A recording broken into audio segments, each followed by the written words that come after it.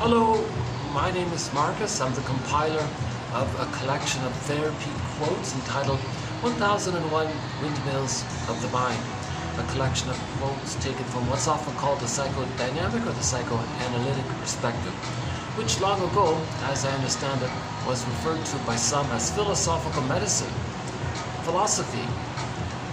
2,500 years ago, Confucius talked about projection in one of his quotes when he said, quote, "When I'm in a party of 3, I always have 2 teachers.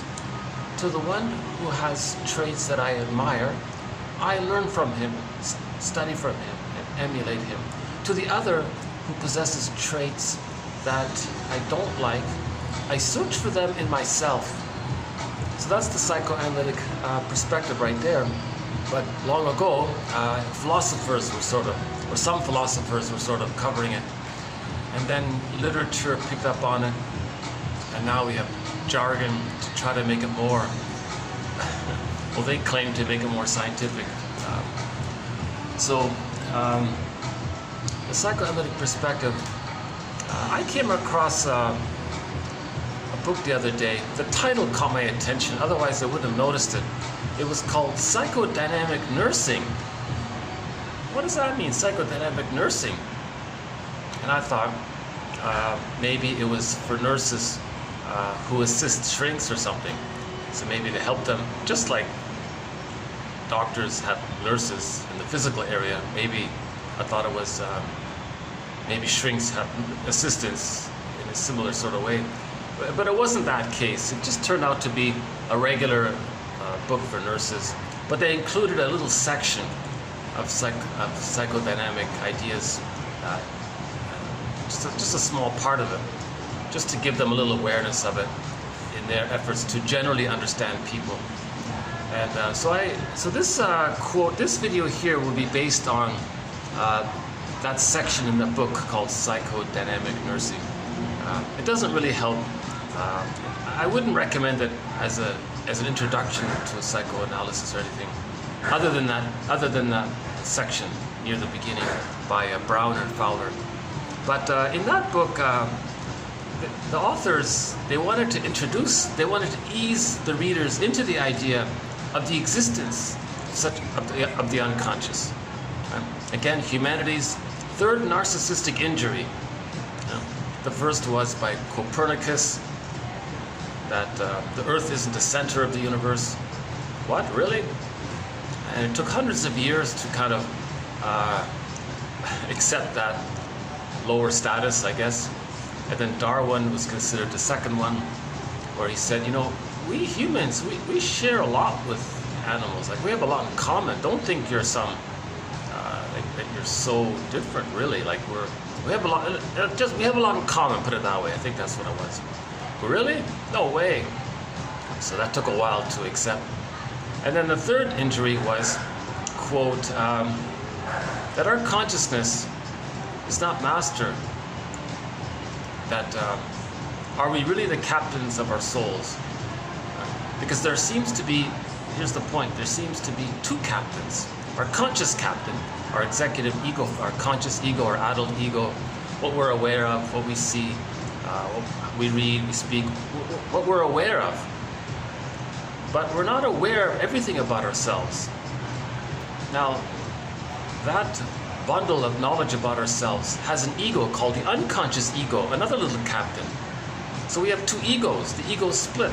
Now, the more trauma there is, the more this split takes place. That's the theory. Even if there isn't really much trauma for the child, there's still going to be some unconscious influences, but it's not as pronounced. So how do we talk about this unconscious ego? Thomas Mann calls it the unconscious will. What does it want? Well, what is it? What are we talking about? What is this unconscious? So Robert Bly helps.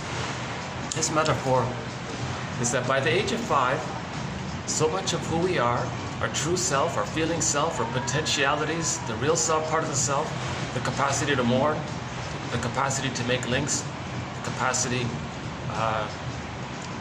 to learn well and be creative. So much of our true self potential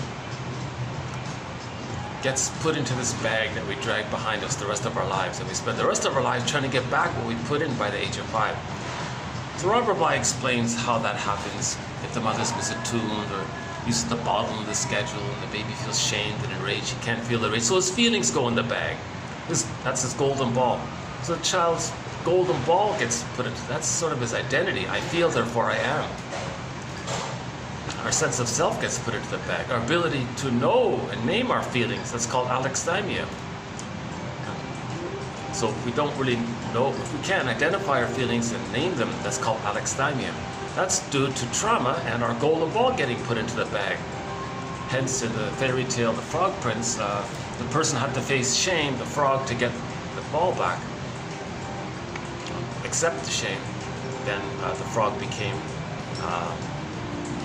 the prince, meaning that's a metaphor for the woman's feeling self, like the traits of herself that she lost was represented in the prince. So again, myths and fairy tales talk about internal psychology, internal dynamics.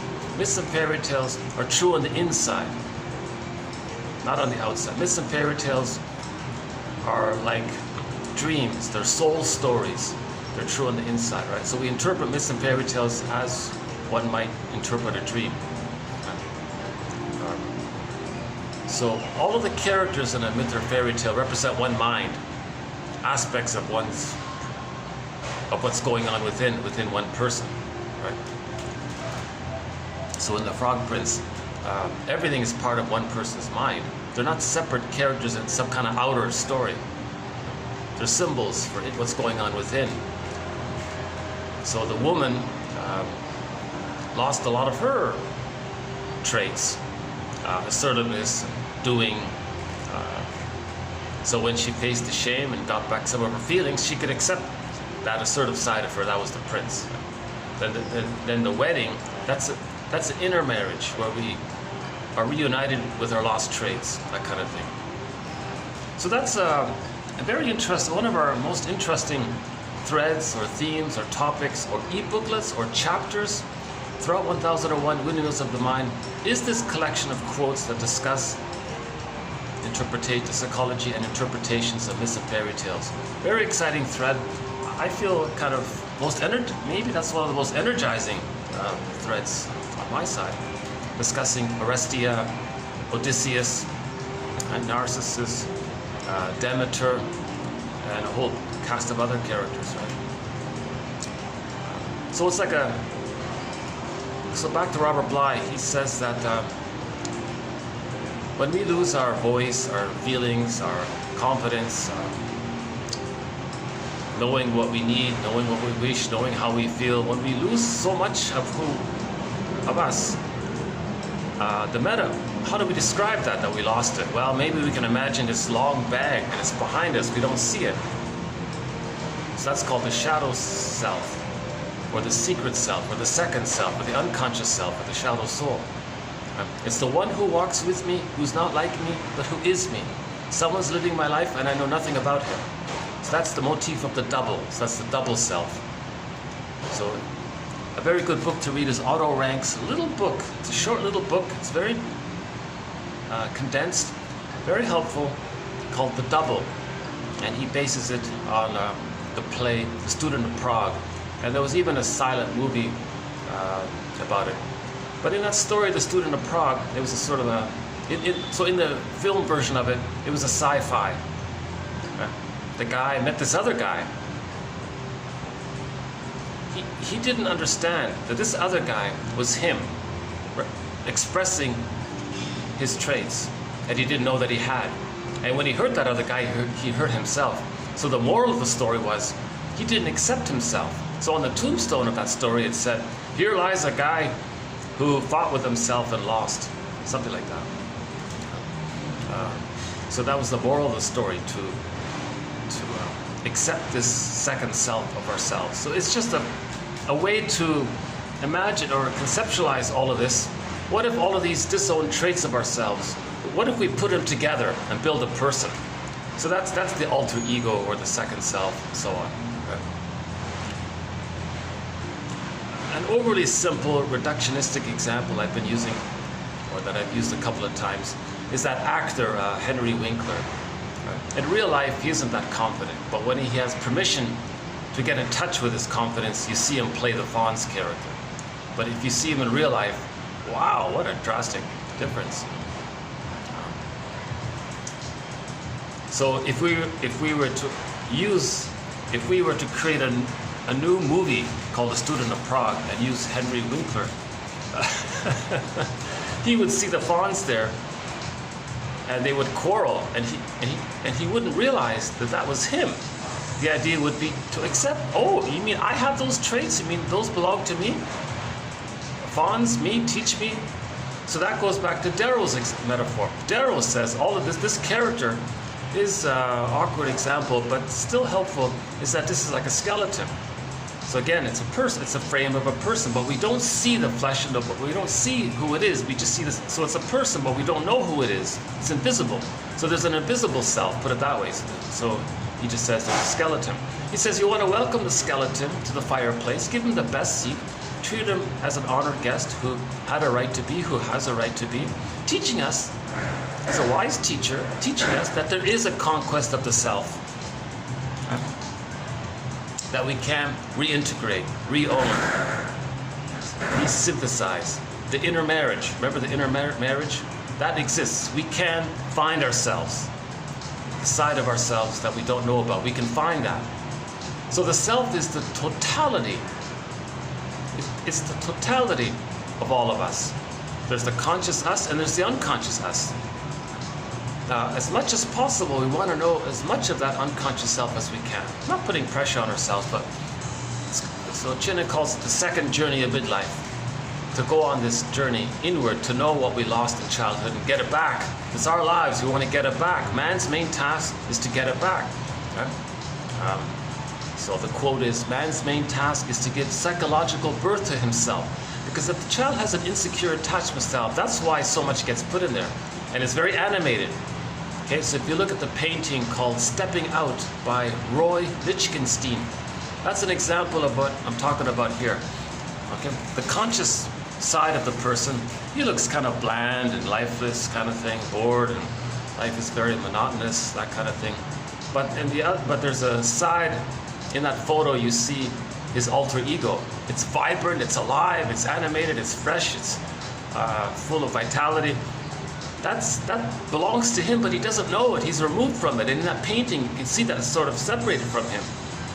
The idea is to get that back in. Unfortunately, I don't have the photo here, but if you look up Roy Lichtenstein, Stepping Out, you'll know what I'm talking about. Yeah, that image makes it very clear what we're talking about. The painting is called Stepping Out, and the artist is Roy Lichtenstein. Don't know much about him.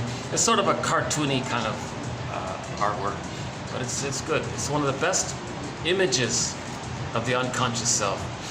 Now this concept has been around a long time. On some ancient Greek vase, there's a guy riding a chariot, and behind him there's this shadow character, meaning he's motivated by this side of him that he doesn't know about. So now we can borrow Edmund Burglar. He says all of this is the puppet master. If there's too much trauma, the unconscious self is running the show, and we're the puppet doing what it wants. Now what does it want? So now there's the it. Grodek, a guy named Gregory Grodek, wrote a kind of a comedy book in the 30s. Apparently it was a big hit. If you read it now, it's kind of lame, right? But well, parts of it are still fresh, but I could see the appeal of it, sort of. I'm not really a fan of that book, but apparently it was a big hit. Anyways, it's called The Book of the It. Okay, so all of the energy in there, okay, that disowned energy, that vibrant energy there, that energy is called the id. He just simply called it the it. I mean, so he made a book about this it. What does it want, kind of thing, right? So Burglar would say, well, that's the puppet master. Well, so what is the puppet master doing to us? Why is it like that? Okay, because of pain. When the baby's needs aren't met, when the mother's misattuned, malattuned, a bottle in the schedule makes the baby cry at night, the baby wants to feel safe with her, the mother says mother's not available, the baby wants the nipple, Instead, he gets the rubber nipple, not the real breast. He's shaken and he doesn't like it. The mother puts honey or sugar on the rubber nipple. The baby's very shamed by all of these kinds of things. When at birth, the cord, that's his first object, and the placenta, and you removed it. So that's a violation. The baby was removed from the mother for too long. That's a betrayal trust. That's a betrayal trauma. The trust was dramatically disrupted. That was a huge betrayal. That could be like a shock trauma right there. The baby expects to nurse and latch with his mother. If she's not there and removed, some nurse gives him the powder. Where's mother, kind of thing. You know, that's a huge betrayal, abandonment, betrayal. He's kept alive, of course, but emotionally, his golden ball goes in there. He gives himself up, so to speak, right?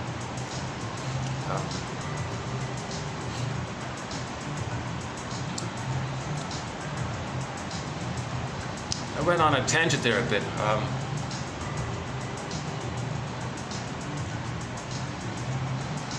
Well, yeah, back to Groddick. So he calls it the book of the puppet master. So what does the puppet master want? Well, it's cooperating with nature. There's this innate, natural drive for healing. The baby felt immense psychic pain, emotional pain by all of this shaming. So all of those malattunements just mentioned, the baby felt pained by that, shamed by that. His true self becomes the hungry, enraged, empty part self. And he denies it. It's in the bag. Even that's in the bag. He doesn't see, he feels really something's missing. If he accepts his shame, that's closer to his true identity actually, but he can't even accept that. So he creates this convoluted fantasy image of staying at one with the mother. So he takes refuge in the grandiose part self. The grandiose part self, or the ego ideal, is the image the baby had, or the sense of himself that he had, that he was a little god. It was all about him. Again, in the womb, it's all about him. In the extended womb, up until the first 18 months, it's all about him. So he takes refuge in that. He can't let that go. In order for the baby to let go of primary narcissism, infantile megalomania, etc., he needs to be loved to do that. If he's not loved, he's stuck in there. Like that image of Narcissus, he sees his reflection in the pool of water. Raquel Lerner's, she has a book title called "The Object of My Affection is My Reflection." He's stuck there. He can't. He's clinging to that sense of the Garden of Eden with the mother, either in the womb or at the breast, wherever it happened. Okay, so in the womb, it's the oceanic bliss, the oceanic oneness. He feels heavenly, right? The unico mystica. Mahler calls it the mother-infant dual unity. It's a happy, strong, blissful. He's a little king. Everything's there to serve him. He doesn't have to do anything. Doesn't have to make. The mother reads his mind. He knows what he wants. She knows what he wants. Oh, there's an interesting slip. He knows what he. Wow, that's an interesting little mistake on my part. So that's called the so-called Freudian slip. So I was projecting.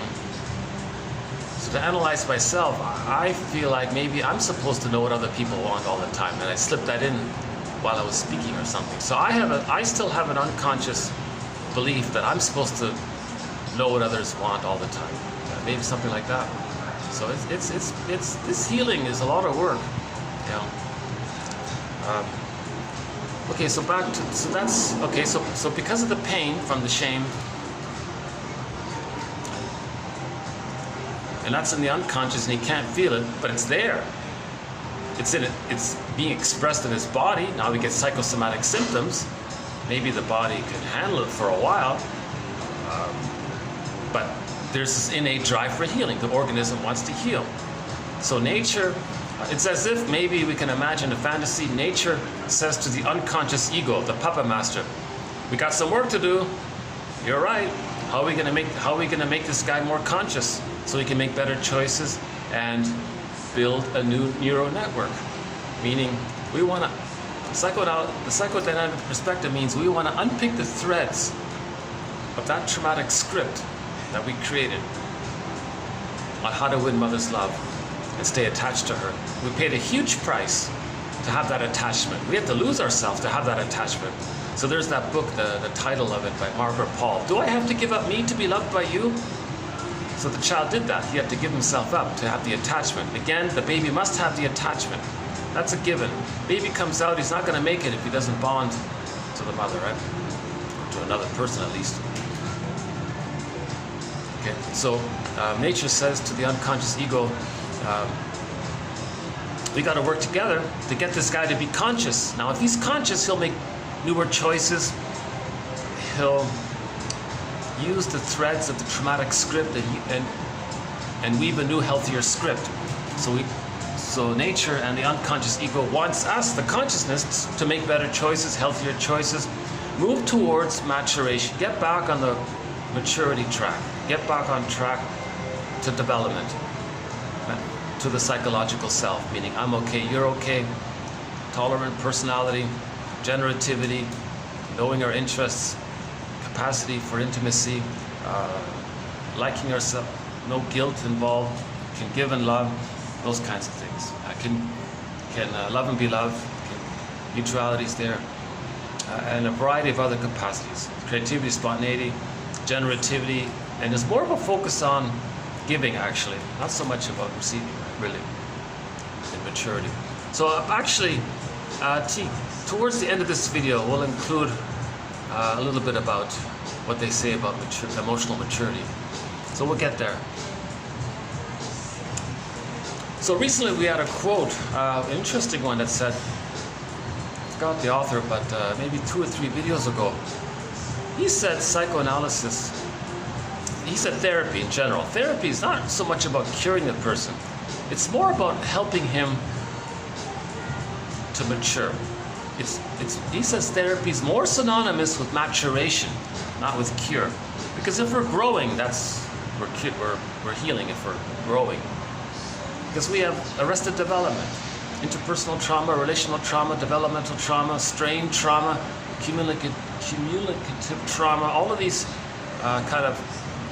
the mother's consistently doing the mis-shaming thing, like hundreds of thousands of, every few seconds she's doing something shaming to the baby. It accumulates, it accumulates. Accumulative trauma, let's say. The strain trauma, this chronic misattunement, malattunement, this chronic little shaming, microaggressions by the mother, just constantly, non-stop pretty much. It builds up. So sometimes called interpersonal trauma, relational trauma, developmental trauma.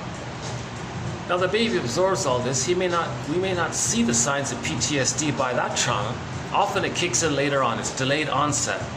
Whereas with the shock trauma, the PTSD can be there. Now, hold on a sec.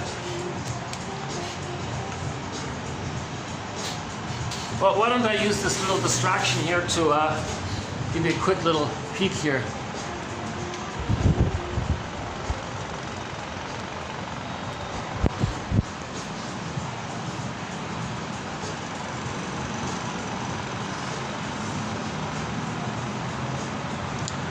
So we're trying to build the ego, just like that construction crew is building that building so it can house the people and the shops and the offices. We, likewise, analogously, metaphorically, we want to build our knowledge, our consciousness, our ego. We want more consciousness. When we have more consciousness, then we can house our psychic contents. Then we can house the golden ball. The golden ball needs a house. Okay, so we want to, okay, so the building, that's the consciousness. Then we can accept our feelings, the animation of the people, the aliveness of the people. So we can accept our feelings, right? A little bit of drizzle here today. Yeah, lots of traffic, yeah.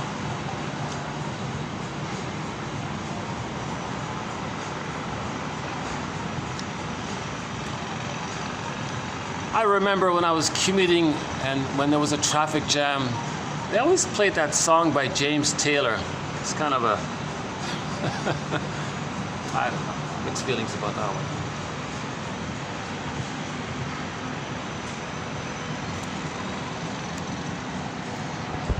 Let's go back to the video here. TQ 2663. So we'll be doing TQ 2663 some some sentences from that book, Psychodynamic Nursing. After I realized it wasn't really about teaching nurses to be more psychologically. It wasn't about nurses who were nurses in this for the shrink, helping the shrink, nothing like that, like in the hospital or something. It was just to help the nurses be more psychologically minded to a degree. It was only a short part of it. So that short part of it is going to be today's video. But that title caught my attention, Psychodynamic Nursing. Why don't we say psychodynamic leadership, psychodynamic management, psychodynamic teaching? If the teachers were more psychoanalytically minded, that means they're aware of childhood development. They may be able to read and know how to communicate with the children better, perhaps. There is psychodynamic history, by the way. It's called psychohistory.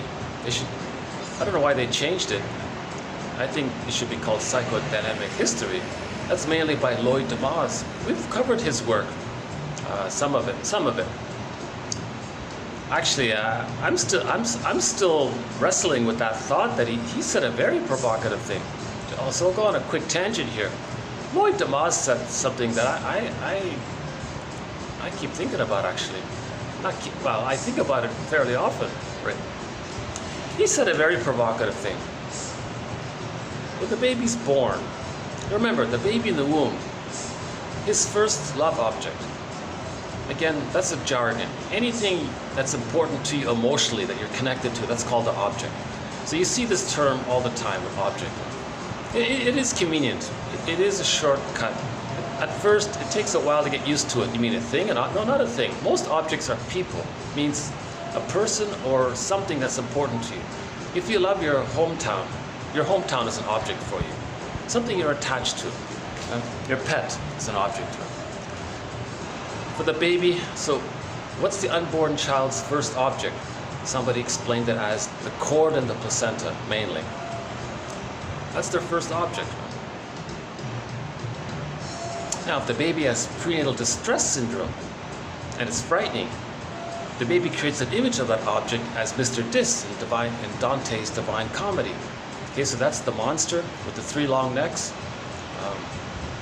Right? Because in the umbilical cord there are three veins. So the child senses there's three long movements going on. That's all he's connected to. That's all he's relating to, right? And there's the placenta, so he has a sense of this mass, this body. So maybe there's an image of this body. So imagine a three long neck-headed Loch Ness monster, Mr. Dis. That's a representation that the baby was stressed out in the womb. The mother was drinking or going to heavy metal concerts or arguing with her husband all the time. So the mother was stressed, and the child felt stressed, because now they're saying the mother's cortisol can literally enter into the child. It can go into the placenta and through the cord into the child. Now the child has absorbed his mother's cortisol. That's what they're saying now. The membrane barrier isn't that thick as they thought it was. I don't know. I'm not going to go there. A lot of the science, there isn't a thread on sort of the medical or scientific side. Again, I'm not a professor or a doctor or a therapist, none of these things. I'm simply the compiler. I'm struggling to learn this material myself. And I'm proud to say that I feel like 1001 Windmills of the Mind is a very informative, valuable, it's filled with gems.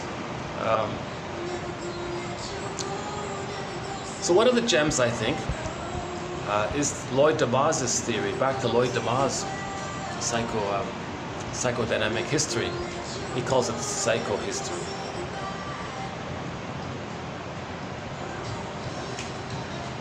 So just briefly, his term here, psychohistory, just means we can understand history by how babies were raised. If you study how babies were raised, you can understand history. He thinks there's a link there between. So very simply, the better children are raised, the better things are. The more crudely babies are raised, the more problems there are, just simply. But he spells it out in a lot of detail. So that would be a kind of psychodynamic history. I'm part of it. He doesn't mention this, but we have another quote in relation to that. I'm going off on a lot of tangents here. 10,000 years ago, the theory is when Homo sapiens, so Homo sapiens or Homo naturalis for 150,000 years, when Homo sapiens came on the scene as an evolution from Homo bodoensis. So Homo bodoensis used to be us. Then Homo bodoensis developed the cortex, the insula, language, writing. Okay. Homo bodoensis looks quite a lot like Homo sapiens, but he doesn't have the language and the cortex and those kinds of things. He doesn't understand time. Doesn't speak. He doesn't have language. Yeah, the language and communication. Anyways, so when Homo bodoensis became Homo sapiens, 150,000 years ago, babies were held.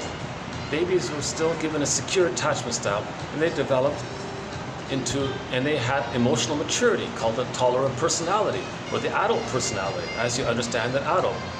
The Virtues by Confucius. So Confucius describes a summary of the adult personality or the tolerant personality by the 5 main virtues. By the way, I think there's some kind of a Confucius festival going on in his hometown at the moment. I saw a notice about it. Anyways, so Confucius described the adult personality, normal, natural, healthy development, and we want to preserve that or move towards it, nurture it. That kind of he calls it self-cultivation. We want to cultivate that. So all babies got a secure attachment style, so the temperament of Homo sapiens was the adult personality. They had emotional maturity. I'm okay, you're okay. So there weren't there were no real severe aberrations in our behavior. He said the worst it got was maybe there was some little jealousy issues in the marriages or something, but problems were solved relatively peacefully through some cultures used dance competitions. So they had an I'm okay, you're okay, and if there's a misunderstanding, they still maintained that I'm okay, you're okay. So they found a way to agree upon how to resolve their conflicts, kind of thing. Now for anxiety, they just had benign song, dance, and ritual for anxiety about the weather, things they didn't know about. So, for 150,000 years, Homo sapiens were, we could say, Homo naturalis, as one person says. Naturalis. We were natural. We were the way we were naturally meant to be. The babies were given a secure attachment style.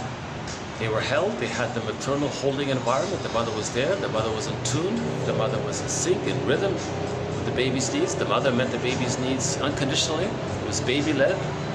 The baby, what the baby wants, the mother, you got it, baby. Because babies need an extended womb, right? Humans come out too early, they need an extended womb. So mothers offer the extended womb. And usually the skin-to-skin contact was there, maintained most of the time, early on. So children felt loved. If they feel loved, they can hold on to the golden ball. If they have the golden ball, they have the identity, they feel that inner security within. All of their anxiety was more about outer environmental issues or something. Maybe most of them were nomads, but that's okay if they were nomads. One comedian says, we can all live like nomads, where I nomad at you and you nomad at me. That's a good one. It's one of my favorite jokes.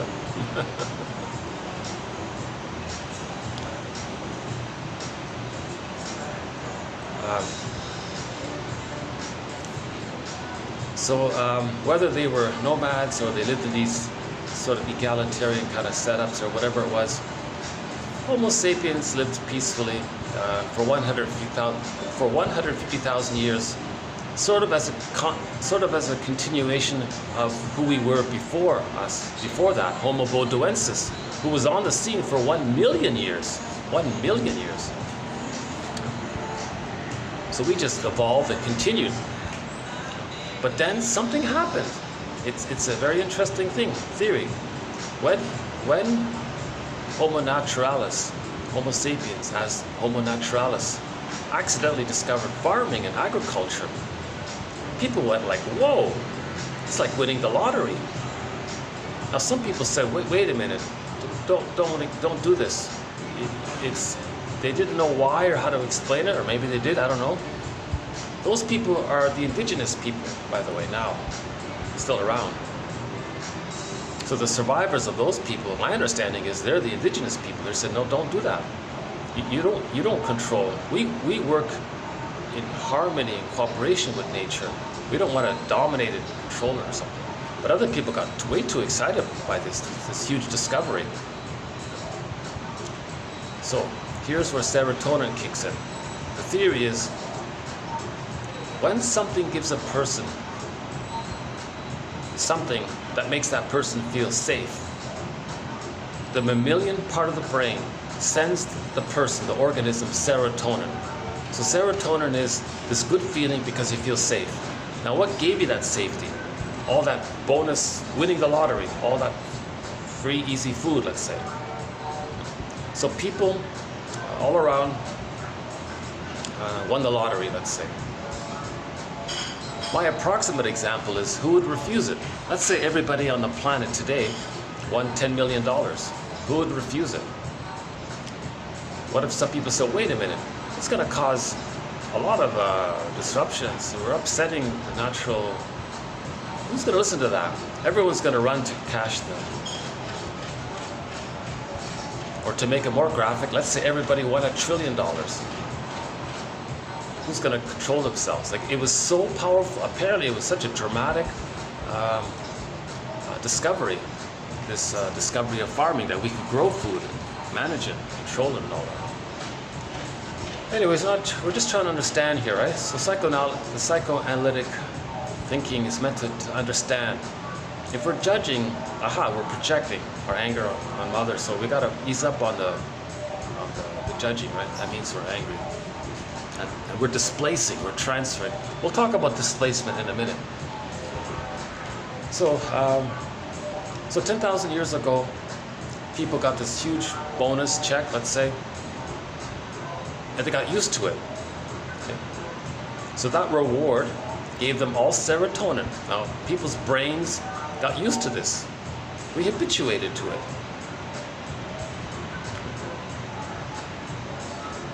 What if some familiar convenience were no longer available? You might have a little stress about it.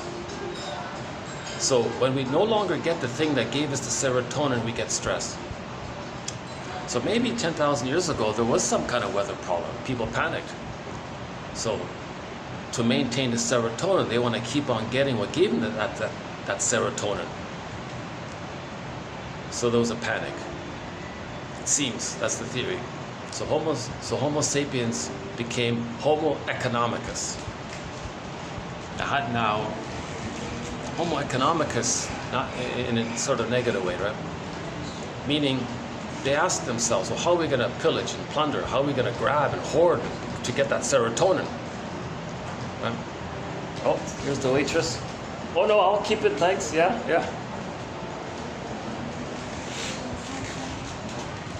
I have a sort of habit of emptying my cup and they come around. Did you finish your cup? Well, I gotta compliment this hotel. They got really nice staff here. This hotel's been good to me. It's one of the few spots that got a bunch of people here. So when guests start pouring in, as they will, I might have to move around to other locations. This is the lesser desirable end of the restaurant, so this is my best chance at being able to do a video here. The opposite end is where all the people flock to. But I like this end as well, yeah.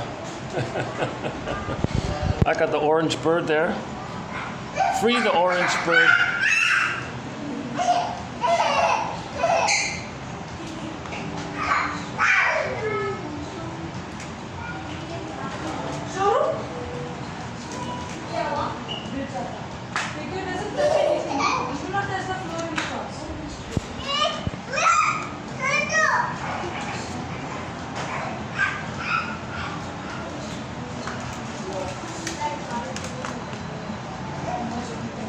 There. Well, let's wait another minute or two to see how it goes here.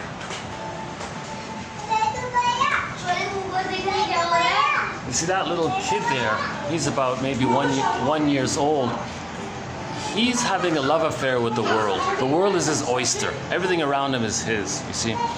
So that's, he's sort of in the Garden Eden state. The world is his oyster. He can do what he wants. Everything's there to serve him. Run around, do this. It's infantile megalomania. So that child is has infantile megalomania right now, right? But he'll. Hold on a second. Lock myself up.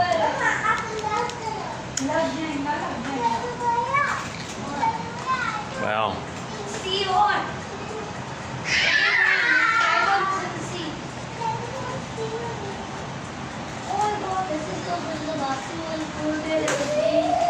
Okay, let's take a little break here.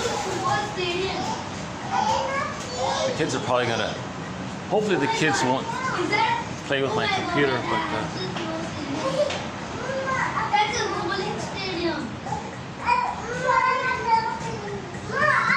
So maybe I can finish the topic of. Okay, let's just sit here for a bit.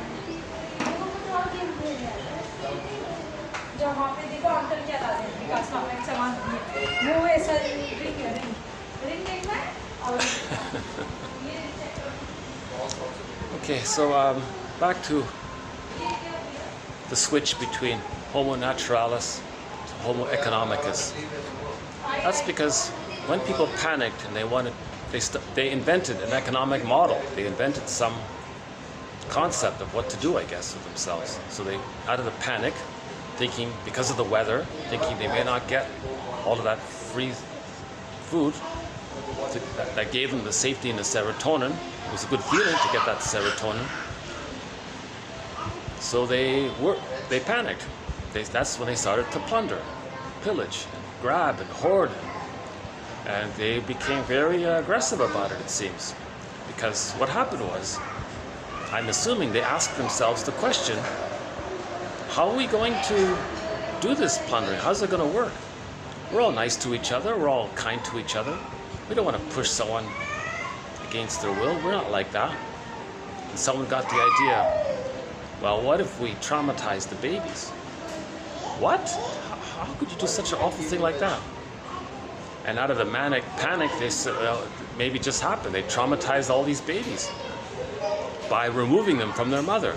That's a huge shock, betrayal trauma. So they were traumatized. All babies must have an attachment to the mother, but the mother was shocking them. So they become the shockers, right? So they become the aggressor. That's called identification with the aggressor. Now their true self becomes the hungry, enraged, empty part self. And when something's repressed, they see it onto others. So this is the birth of the prejudiced personality, us and them. Because they're going to say others are no good. But when they say others are no good, they're talking about themselves seen onto others. They can't accept it. Remember? The hungry, enraged, empty self, it's in the bag. When something's in the bag, they see what's in there onto others, so they don't, to get them to not see that it's within. That's the attempt at healing. Projection is the means of bringing repressed material to consciousness. Now, very good. We'll add another quote to this video about projection. Projection is the means of bringing repressed material to consciousness. So back to that, nature and the unconscious ego working as a team to help the person heal. Nature and the unconscious ego is going to get the person to say that someone else has the traits, feelings, beliefs that they don't know that they have. So that's like a mirror. If they say these things about other people, that's like a mirror Lachlan calls it a mirror defense. They look in the mirror and they see that it's within. So back to the baby being shocked at birth. They remove the baby. The baby must think the mother's good.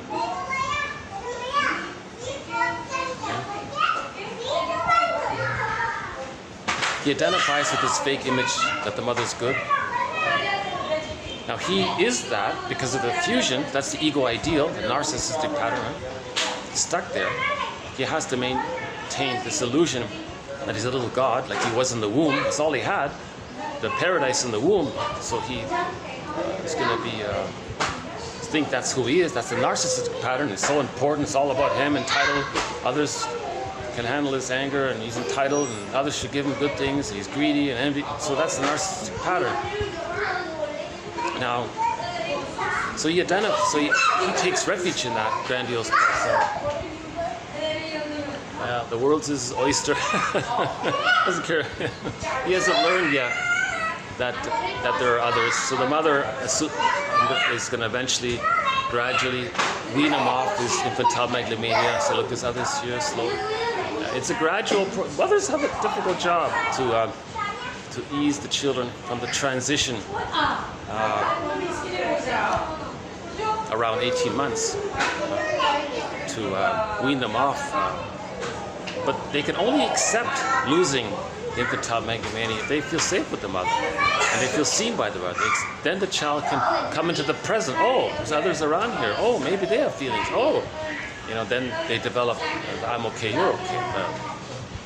Differentiation, self and other in the psychic structure, self and other, self-representation, other representation, self as having a cycle. The representation means that the self has a psychological self.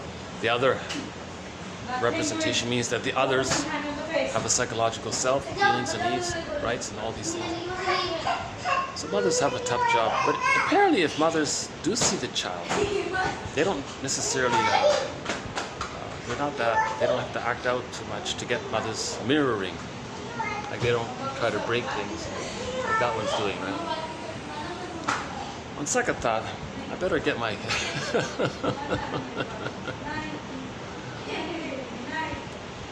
They're kind of cute in a way, but yeah, they're cute. Cute kids. For privacy's sake, I'll try not to accidentally get them on the camera.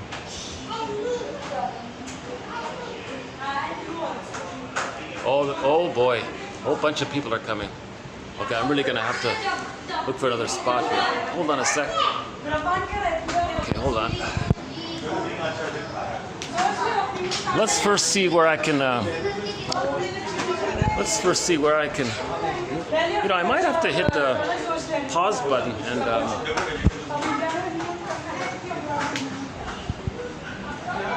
might have to hit the pause button. Well, hold on a sec.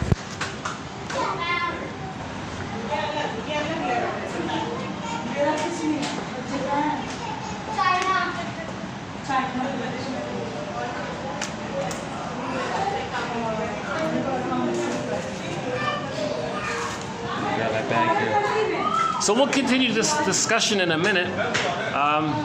If you want, you can fast forward this part here.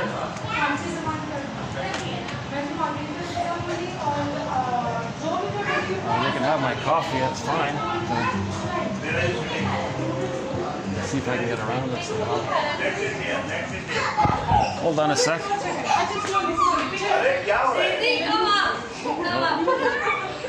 It's quite a large family here.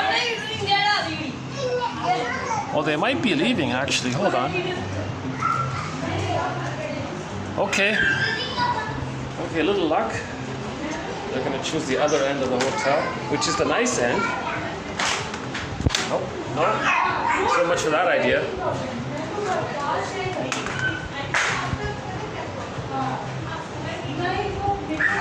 Well,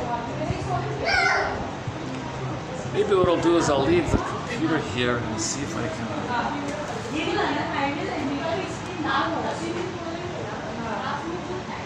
But I'm just worried about the kids playing...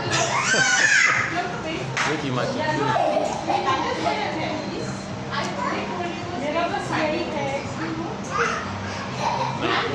Well, hold on a sec. Let's see if we can get to the other side.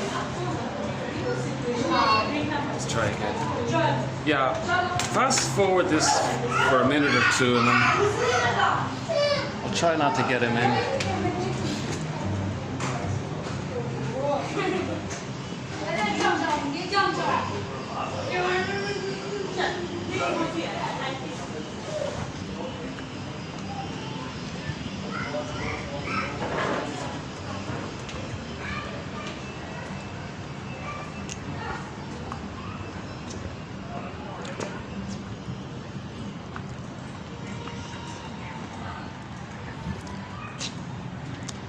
A little out of luck here today, but maybe I can do a part of it here and go back in a few minutes. Hold on a sec. I would like to have the continuity here. Let's see how much we can do here. Okay.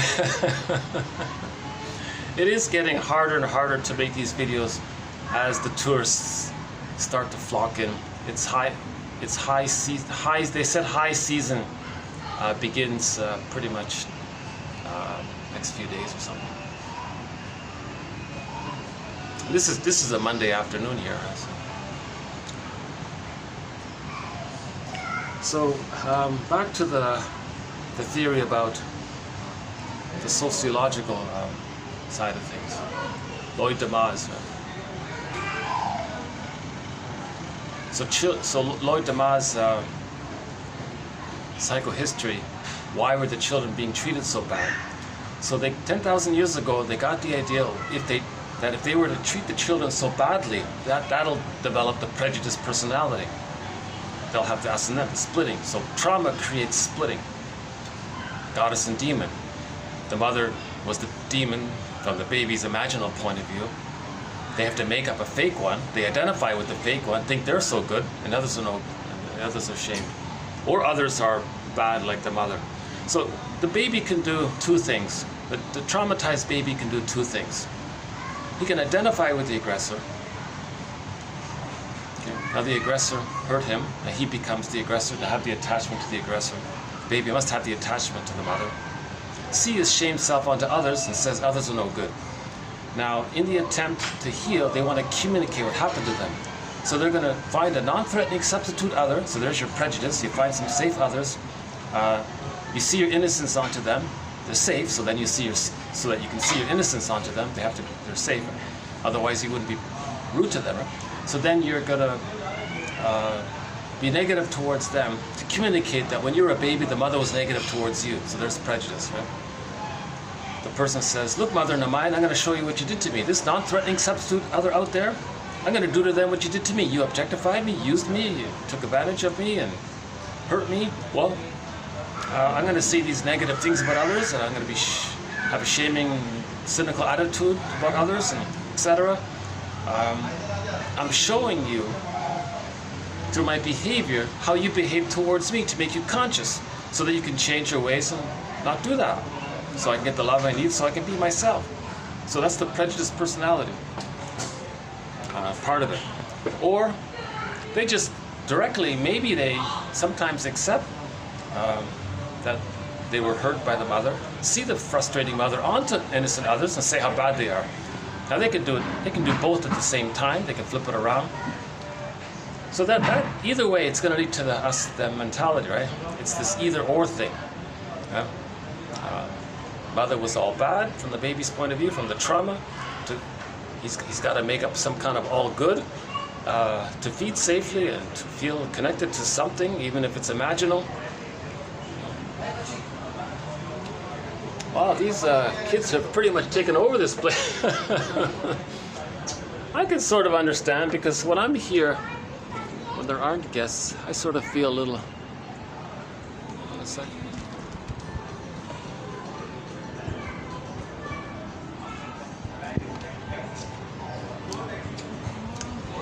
Wow. I guess this is pretty much the only spot, but they're still pretty noisy. I'm just wondering if I should hit the pause button and continue somewhere else. The problem is there is no real other place to go.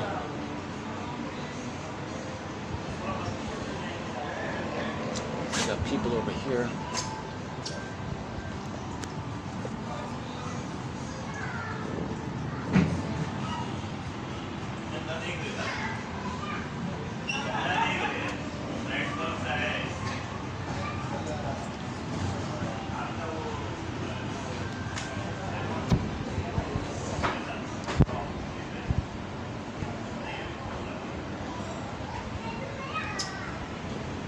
See, I have this opinion that if people come from places that were plundered and people are traumatized by it, when they go somewhere else, maybe they feel a little freer or something. So some of that pent-up feelings maybe sort of come out or something. Anyways, I will. Let's. Yeah, I am starting to feel a little. It's starting to wear on me. These kids screaming here, but let's see if I can recompose myself to some degree and get back on track. I don't do any editing, so all of my faults. If I'm having an off day, it's all there. I keep telling myself, well, the value's in the material. A person hits the see more link and they see the quotes. That's the gold. That's the gems, the actual quotes themselves. All of this bumbling commentary, this is part of my process of learning it. My joy to try to share it. That's my positive intention. I want to share this. I want to contribute. Now, if by some miracle someone is helped by my discussion, that's a huge bonus. I assume that my anxiety in my delivery might not be that appealing. We have one quote that says, if the therapist is more anxious than the client, therapy doesn't take place. Therapists are usually pretty centered, calm people. Not narcissistically, not in that kind of proud, egotistical, machismo, arrogant sense. But they're calm, centered, compassionate people. So,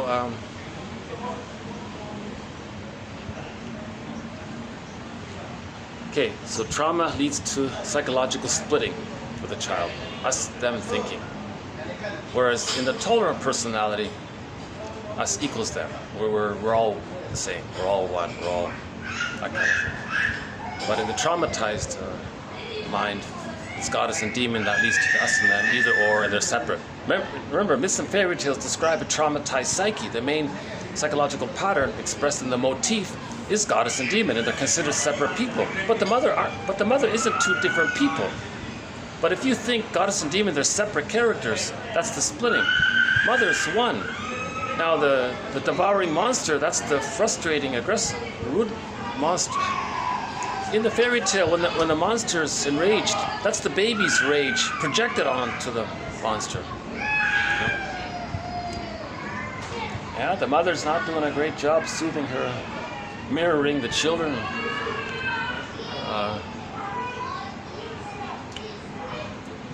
Geez, I wish these two people would leave and I could go over there, but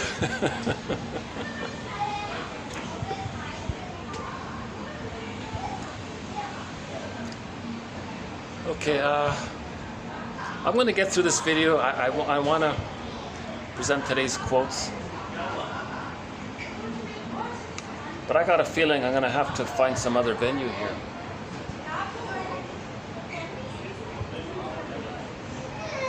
You know, this hotel does have some little sort of like meeting rooms. I wonder if I can ask to see if I can use one of them for a while. Because if I keep listening to that screaming over there, it's going to make me feel a little more annoyed, right? Okay, let me think for a sec. Hold on.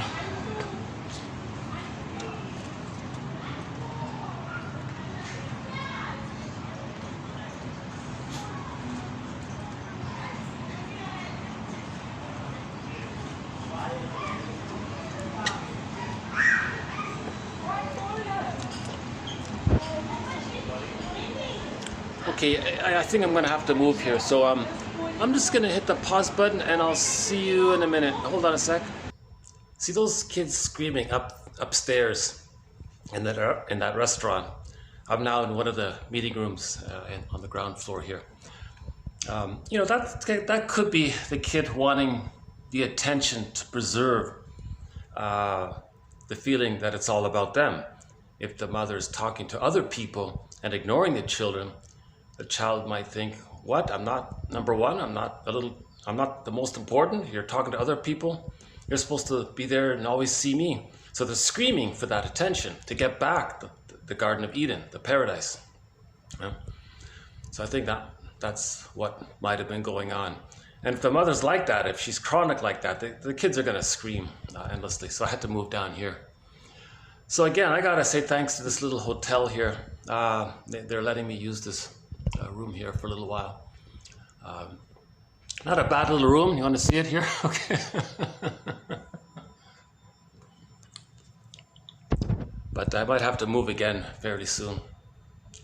But just to finish up that thought, started with Lloyd Demas. This whole sidetrack I'm on is because we began with the thought of the title of the book, Psychodynamic Nursing. And I thought, well, how about psychodynamic history? Well, there is a psychodynamic history called psychohistory, but let's clarify that term. By Demas, he says, well, understand the more traumatized the children are, then you can understand society. But how did that start? And that took me back to our other quote. It started with the plunder system.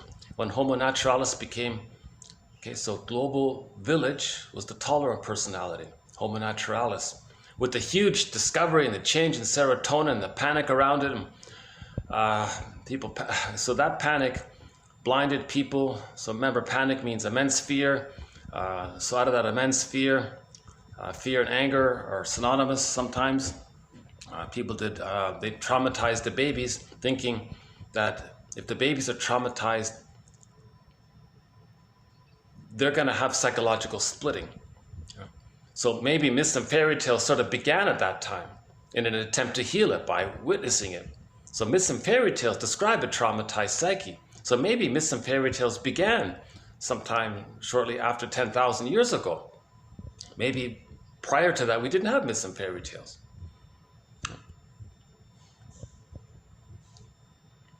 I don't know if there were myths and fairy tales that are older than 10,000. Maybe, huh? Maybe it was developing or something. Maybe there was a huge change in the motifs of myths and fairy tales. Maybe that's what it was, yeah. Okay, so again, the traumatized baby, to deal with the pain of it, he denies one side and the mother related to it. That's the devouring monster that wants to eat him. Now, why is the monster, the mother's this giant, so why is this giant so enraged? The baby's projecting his disowned rage onto the mother and says the mother's enraging. Now the baby wants to take in mother's love. That's a wish to get in, to receive. He can't accept that. He's not getting it. That's too painful. So he projects it onto the mother again and says the mother wants to eat him. So the witch won't eat me. And Hansel and Gretel, the witch wants to eat the children, etc. So there's this motif of the really so-called bad mother, right side. A lot of people, it's ironic that they have that jargon, good breast, bad breast. It doesn't really to convey the splitting, but. So the image is bonded, so the baby creates an exaggerated image of his mother based on his small size, based on how he thinks at that early time. It's called primary process thinking. It's in images. It's like a dream world. Things condense and they exaggerate. Okay, so he can't feel his rage. The mother's enraged. He can't feel his wish to take in. The mother wants to take him in. The mother's this giant. The giant now wants to take him in. So that's now the baby has an imago of his mother as a devouring monster that wants to eat him. Now, if the baby thinks his mother's like that, it's not. She's not. But the baby projects his feelings and needs and exaggerates it. That's how the baby's. That's the theory about primary process thinking. The baby doesn't have secondary process thinking. Right? In the bag, it's like Alice in Wonderland. It's flip-floppy and say one, mean the other, and brag about one, but accuse the other of the thing that you're bragging about. Like it's just things are like a lot of double think and act one role, but feel that you're the victim, be the aggressor but feel that you're the victim, or act like the victim and feel like the aggressor. Things are so, it's another world in the dream interpretation, fairy tale, mythological interpretation world, primary process thinking world. So the baby, someone, I just saw this morning about that band Kiss. I'm not at all a fan of them. What, they had one or maybe two hits or something. But the way they dress, that whole get up there, and the rage and all that, and the dramatics and the hysterics and the exaggeration, the caricature, that sort of maybe taps into that primary process thing. So maybe there's an appeal that way from the visual dramatics of it all, because that's sort of in the fairy tale world, right? That kind of exaggerated imagery. So the baby has exaggerated imagery of his mother, right? So things are exaggerated there. So how does the baby just survive if his mother... oh, yeah, I've got a big jumbo TV screen behind me here, so that's sort of distracting.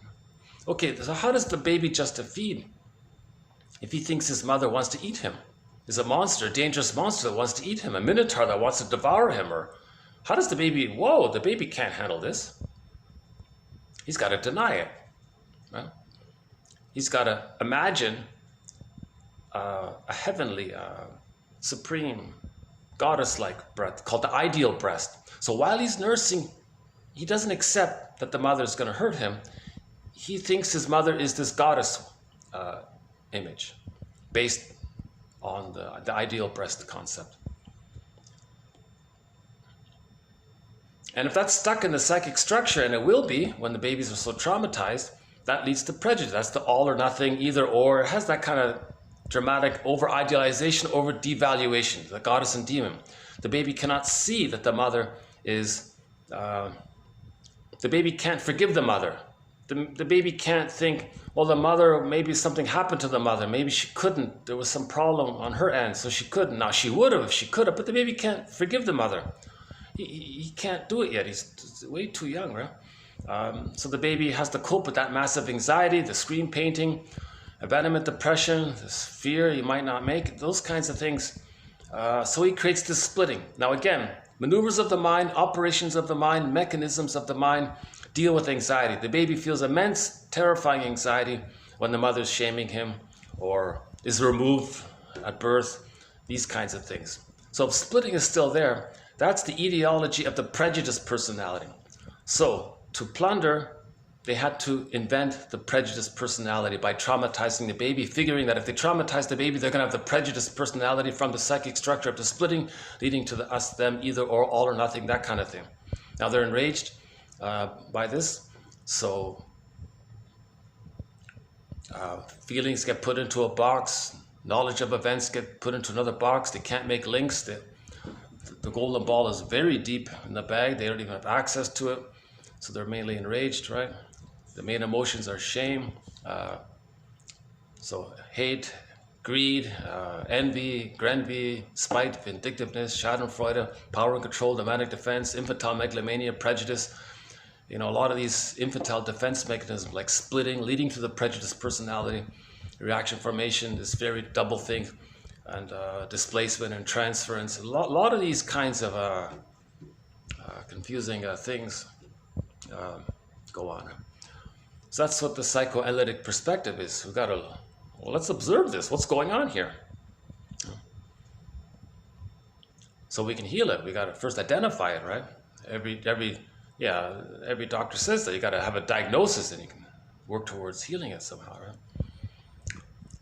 right? Okay, anyways, so the prejudiced personality was created to facilitate the us and them, and that's the plundering, because there's going to be us and them. They're separate, goddess and demon.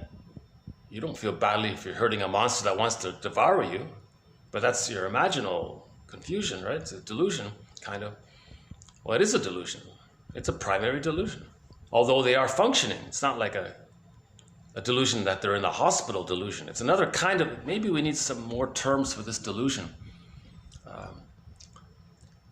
It's worse than a secondary delusion, but it's not like an official delusion like the guy in the hospital. It's just something in the middle there. So it's a kind of delusion. Okay, so that leads to the victims who are being hated against because the aggressors are communicating that when they were a baby, the mother was aggressive towards them.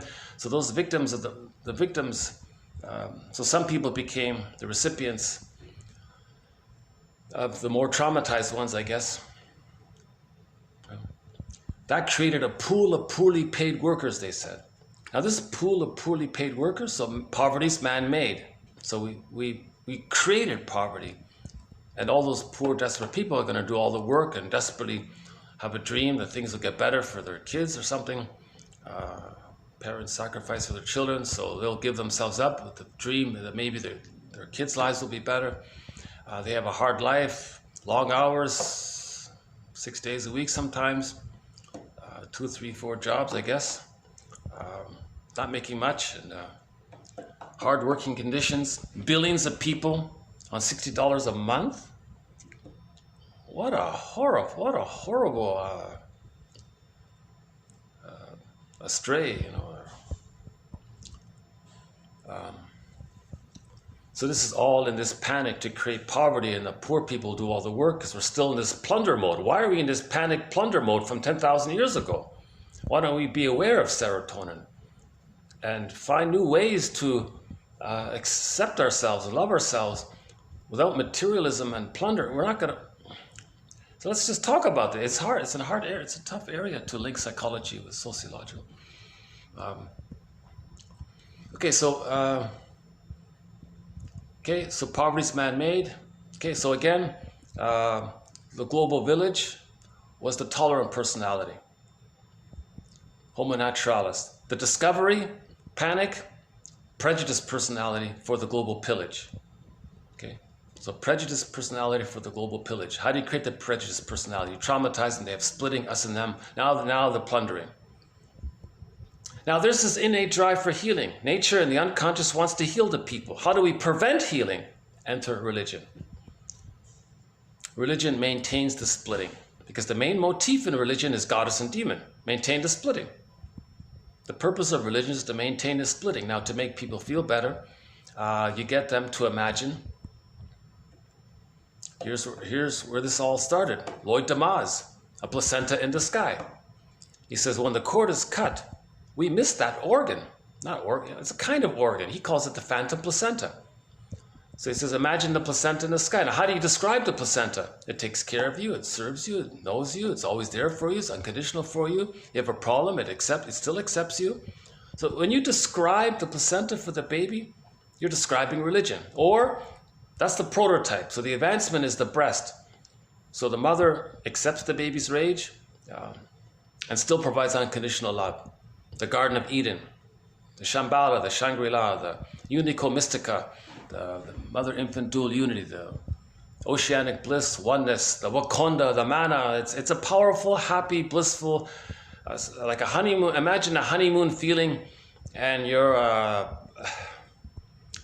just a touchdown in the Super Bowl, or like a strong, happy, glorified feeling, and you're in a honeymoon. Those kinds of, it's a powerful, happy feeling, right?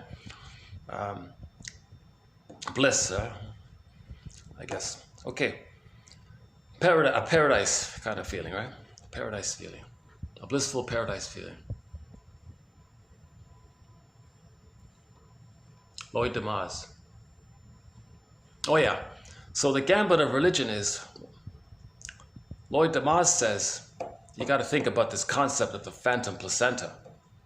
Then you can create religion around the phantom placenta. So cutting the cord at birth allows the priest, these greedy, not greedy, the panicked people, who then of course act greed, of course, who have lots of greed. These are people with the greed because they were traumatized or they were panicked, so they became. So the panic led to the greed, and then to the psychological greed from the sociological misunderstanding of not listening to the wise people who said, well, let's not do this. So the indigenous people were the wise people. You know. Nobody's saying we go back to that. Nobody's saying that. We're just trying to understand, right? We can learn a lot from the indigenous, as best we can.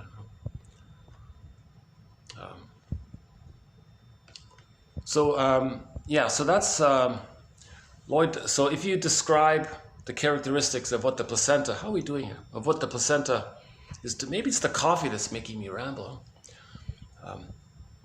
I don't usually drink coffee, but when I'm in this location, I got to buy a coffee to use the venue. So, and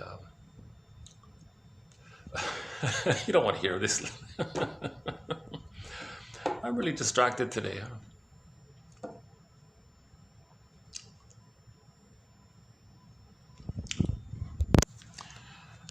Yeah, this would be a good meeting here, right? Good meeting room here. What a nice little hotel, eh? They even have these nice little meeting rooms here. Gosh, this would be a good, we could have a class in here. Maybe I could run a psychoanalysis class in here, but I'm not a shrink, so I couldn't officially do it, right? Again, I explained it recently. If there were someone who could deliver this material, if there were a shrink out there or a professor out there who could deliver this material smoothly, confidently, with the voice of, is it James Earl Jones or something? Reassuring, soothing voice or something. I wouldn't be doing this. But nobody's presenting this material. Zilch, nix, nada, nothing. It doesn't exist. The few attempts out there are pretty pitiful, in my opinion. So I thought, okay, I'm gonna, just for myself to learn to hear this material, I'm gonna have to speak about it. But I don't really feel all that qualified to do it. I'm not an actor. I'm not trained in communication and these kinds of things. An update to the Phantom Placenta theory for religion. So it seems they got the idea that if they cut the cord and they lost the placenta, they're going to want that. Where is it? Where's the placenta? Well, imagine a placenta in the sky and you're one with it. There's the connection, the cord. Oh, it's blissful. Are you a believer? Great. Now, Faber doesn't go there. Damas goes there with the prenatal trauma. Faber says well, he doesn't go there. He goes post-birth trauma. So post-birth trauma, it's the breast in the sky. So imagine the breast in the sky. It loves you, it knows you, it sees you, it cares for you, accepts you unconditionally. It's always there for omnipotent, all-powerful. That's the relation of the breast to the baby. So you describe that. So in other words, describe the placenta and the breast, and you're describing religion, right?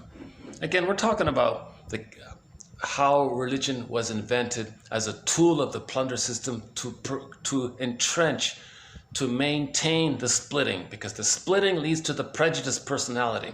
Okay, the psychological splitting leads to us and the template of goddess and demon, that leads to the thought of one, I'm good, you're no good, or this. Okay, the prejudiced personality comes from there. So the purpose of religion was to prevent healing, to preempt healing. Because if you get people to constantly think us and them, goddess and demon, God, heaven and hell, God and demon, they're not telling you these are metaphors for psychology. Myths and fairy tales are metaphors for psychology. They describe psychology. They're not telling you that. The guys at the podium, they're not telling you that. They're just getting you to entrench these images that entrenches the psychology of splitting. So okay? Now Faber, if you go to TQ 2118, that might be a good place to start. Faber says, well, imagine the breast in the sky. You're one with it. Now maybe, if you're poetic about it, and you're hypnotic about it in your delivery, and you're articulate, and you're colorful in your delivery, and you're smooth in your delivery, I suppose. It's all a question of delivery. Storytelling, I guess. If you're good at it, if you're good at getting the people to imagine the breast in the sky, now of course they don't use the word breast in the sky, obviously. But they're describing the breast in the sky. What they're trying to do is get you to remember what you felt when you were nursing. Now, when the baby was nursing, or in the womb, either way, either in the womb or at the breast, okay? For many people, there might not be the bliss at the breast, or they may just be in the womb, or maybe whatever it is. Let's say the baby was satisfied at the breast for a while. Let's say that. The baby felt the Garden of Eden, the Wakonda, the bliss, the powerful feeling. The gambit of religion is to get you to re-experience and feel what you felt but forgot. You feel it now and you go, whoa, this Garden of Eden, this paradise feeling is amazing. The guy at the podium says, oh, you got it. You're a believer. Oh, I'm a believer. Good. Put money in the basket. Yes, of course. See you next. Yes, of course. So now they're addicted to this kind of the chemistry related to the oxytocin, the serotonin, all that, right? So that keeps people infantile, okay? Now there's a secondary gain to religion, of course. You got the community and you got the friendship and you feel safe in numbers and you got a lot of activities around it. You feel part of a crowd. So when you're in a group, the mammalian brain feels safe, you get serotonin. So just being a member of a group, you feel safer, right? That kind of thing. Right, in the animal kingdom, right? If the animals are in a group, they're safer, that kind of thing. So we still have, that's Darwin, right? So back to Darwin, we have a lot in common.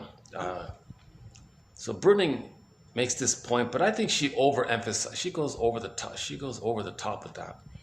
But she makes the point to remember that we have a lot in common in the sense that all mammals have a similar dynamic with the mammalian part of the brain. Now animals don't have the cortex, language and consciousness, and the ability to have the insula, a sense of self, a connection to our feelings. Animals don't have that kind of consciousness to themselves. We have consciousness to ourselves, a connection to ourselves, right? The ego and the I, connection, and we feel a little connected to ourselves. Odysseus felt his soul castle, Ithaca, and his feelings, Penelope. He felt it was all there, right? Robert Bly says we all live in a psychic house called the soul castle. The centuries are our feelings. They're the guardians. Our feelings protect. If we have our feelings, we have our identity. I feel, therefore I am. In Orestia, the Furies became the sentries to the castle. When the Furies, because of the trauma, were afraid to know ourselves, we don't know we don't have our soul castle. So in the Odyssey, he found Ithaca, that kind of thing. So the story of Orestia and Odysseus are very important stories, yeah, as metaphors for finding ourselves when we didn't get the love to naturally know ourselves by the age of 3. So they're meant to be kind of journey stories, second journey stories, yeah. Midlife, journeys for midlife. Metaphors to describe what's going on. They describe trauma. Myths and fairy tales describe trauma. Right? Oh, I think I have somebody coming in here. Hi there. Okay, I'll be out soon. In a few minutes, yeah. Oh, it's a different staff person. Just checking things out here. The other staff person said, yeah, go ahead, use it, no problem.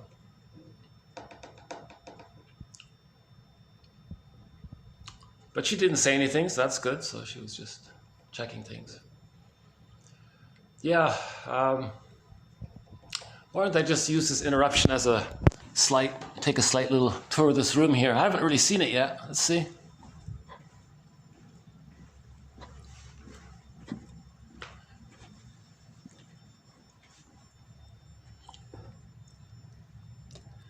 See, this hotel has no backyard. That's the backyard for the hotel. That's it. Yeah, there's very high density here. Can't even see down there.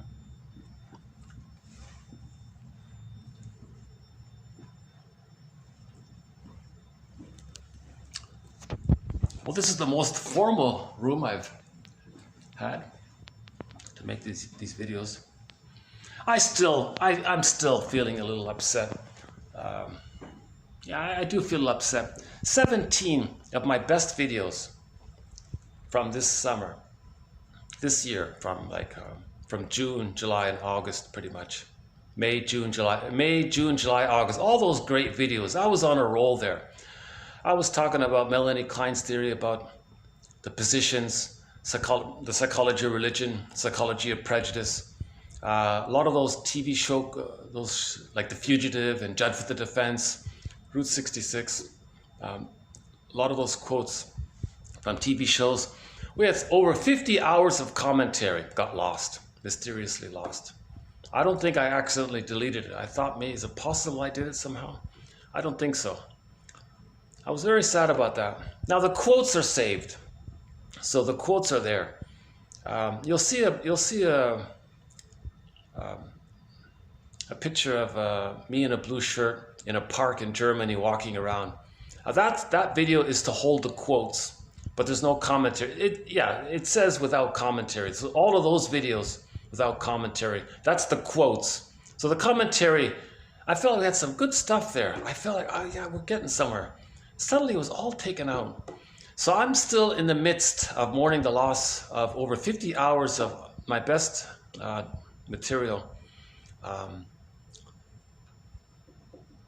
And I'm still catching up. I'm in the process of trying to catch up. So I'm in the midst of trying to catch up. And so let's continue with catching up and rebuilding that. Remember that building with the construction cranes? Oh, got locked out here. Hold on a sec. Let's, why don't we just begin with today's videos here. Hold on a sec.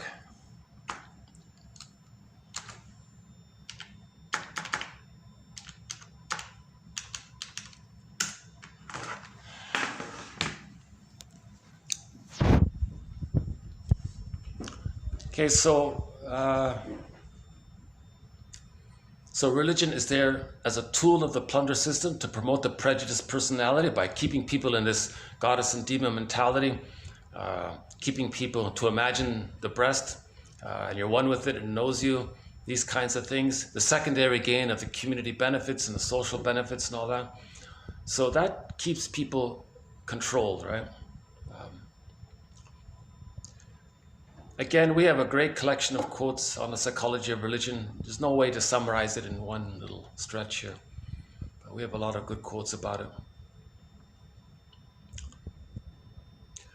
And then the prejudice personality, okay, Homo economicus, continued for the thousands of years, right? And then you can especially see it in TV. The movies show it. They imply it. They're a little more subtle about it. You know, the schooling is there to entrench it. So religion is to entrench it. Schooling is to entrench it. Give you a little knowledge to operate the machines, they say, but but the attitude is supposed to be us versus them. Okay, so that's the work of Jane Elliott. She explains that. She says, if you graduate high school and you're not prejudiced, it's a miracle. Because some children might actually enter into school with a tolerant personality, but they'll be bombarded. And most of the kids around them have the prejudiced personality. They'll be bombarded and pressured to adopt the prejudiced viewpoint. You know, so whether they like it or not. So to graduate, you sort of have to, through the choosing of the stories, through the choosing of the books, and through the choosing of the prejudiced teachers, you sort of pretty much have to have the narcissistic personality or in order to be qualified as a teacher. Because the person with the narcissistic pattern covertly has us versus them mentality within them. They have the hostile mind, not all of them, but and it's yeah. So, and you can see it in commercials too, and PR. You can see. I guess I'll mention it. Yeah, why not? Recently in Canada, there was supposed to be some grand apology about what happened to the Indigenous people. But the main emotional item that came up, I think, was the reminder that they have some kind of attitude.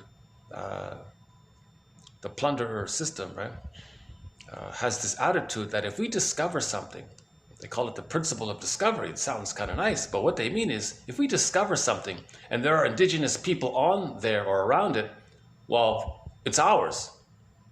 So that was the mentality of the plunder system, to give it a name, like to give it a nice sounding name, a euphemism like that.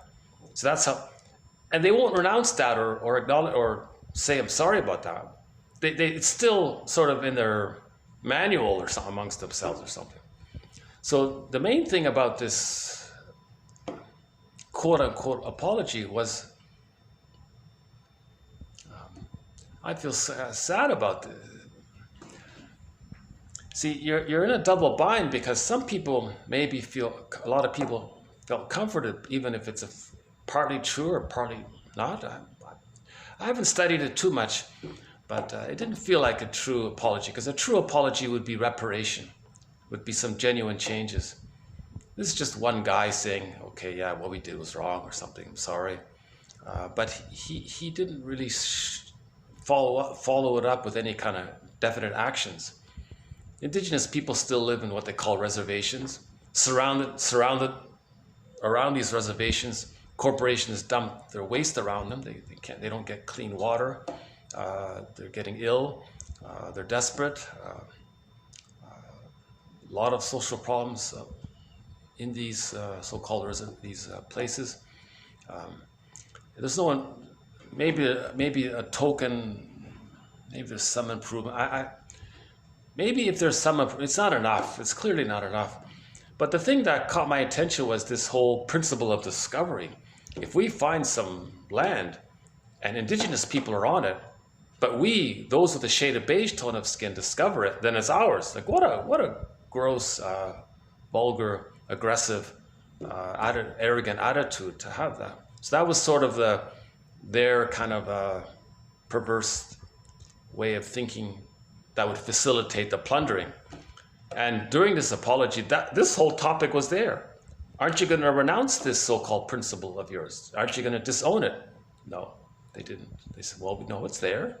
Maybe this apology was just a front as an excuse to communicate.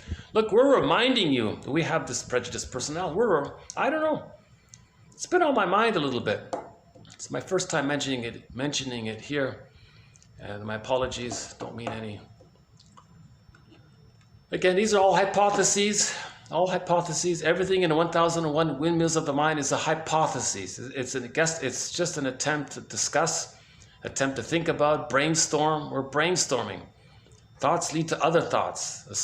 Things remind you of other things. It's called free association.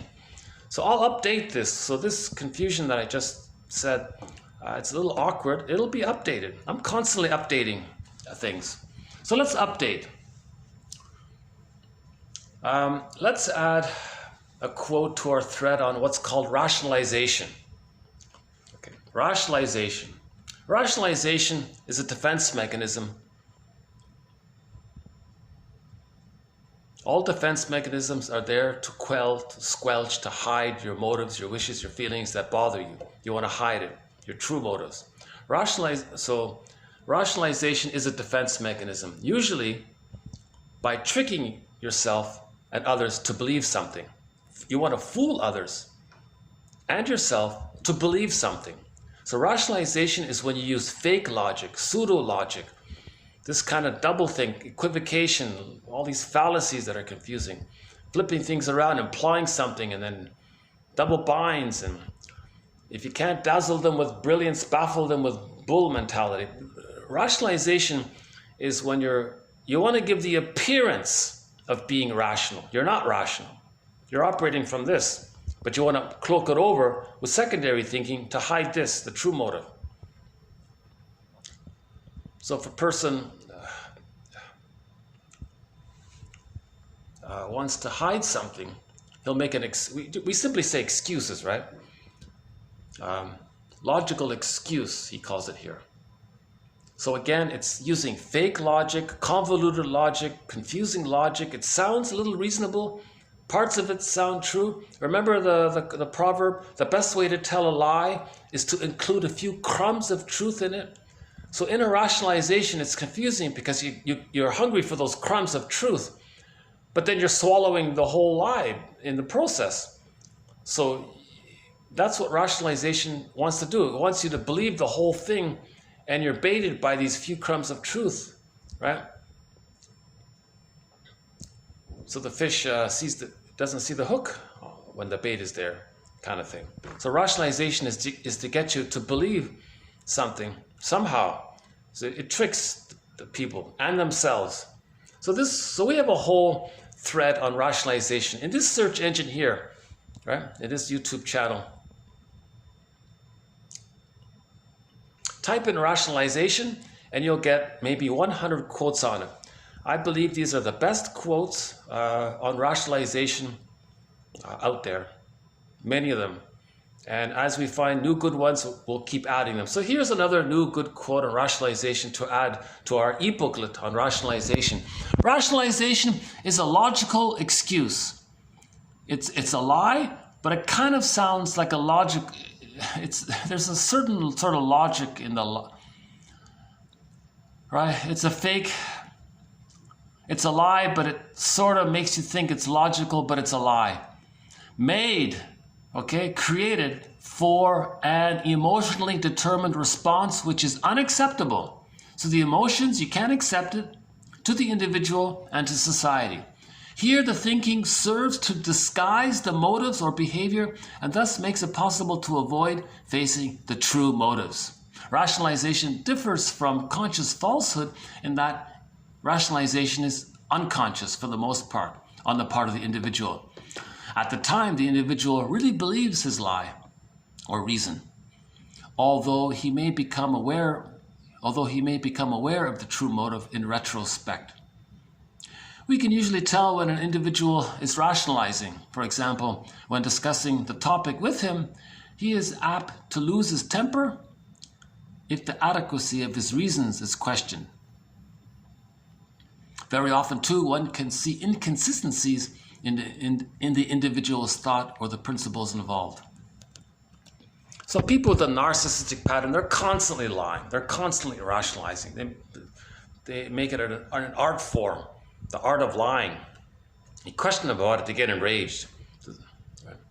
So they want to preserve the lie, right? Because the lie helps them maintain the one-up illusion of them being a little god, infantile megalomania. Now, if you question people with a narcissistic pattern, they don't like feedback. They'll be cynical to your feedback. That gratifies infantile megalomania. Burglar's zinger. Cynicism gratifies infantile megalomania. Infantile megalomania, okay, 2.0 is called the ego ideal, taking refuge in the grandiose part self, taking refuge in that lost paradise.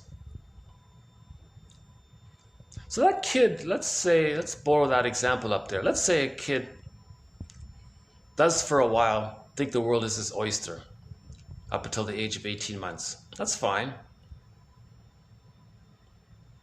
But let's say it isn't really, let's say the child is way too frustrated by it. The mother doesn't see it. So the mother's maybe talking to other people too much. Maybe it's a chronic pattern. Then the child is stuck there. He's frozen, he's afraid there. What? Mother's gonna leave me during this time? So he's got to cling there. He's frozen. He's fixated at the rejection level of not being seen during that time. So he didn't get the acceptance of that time. Now, if the child is seen, he can think the world is his oyster, not be screeching and screaming for his mother to be there for him. The child has to be seen and accepted for where he is in his life. So the child's screeching and screaming. It's desperate. Where are you, mother? I gotta know. Am I okay still? Is everything okay? Do you still love me? Are you there? Are you seeing me? You're talking to these other people. Are you gonna abandon me? Is something wrong? Now, if this is chronic, the child might think, oh, wow. He's frozen there. Now, when a child is frozen there in his psychic structure, he's gonna spend the rest of his life trying to cling to that image that he did have prior to getting frozen so he can resume development. So he can spend the rest of his life chasing the ego ideal.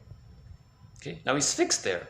So the narcissistic pattern is kind of stuck like that. So that's why they're very stubborn and angry if you give them feedback, because they're stuck there. That's part of it. Okay, so you don't know the true reason for why you're doing something. Rationalization makes you unaware of the true reason. So if you're doing something for a reason and you don't know what the reason is, you make up something and you think that's the reason. That's not the reason.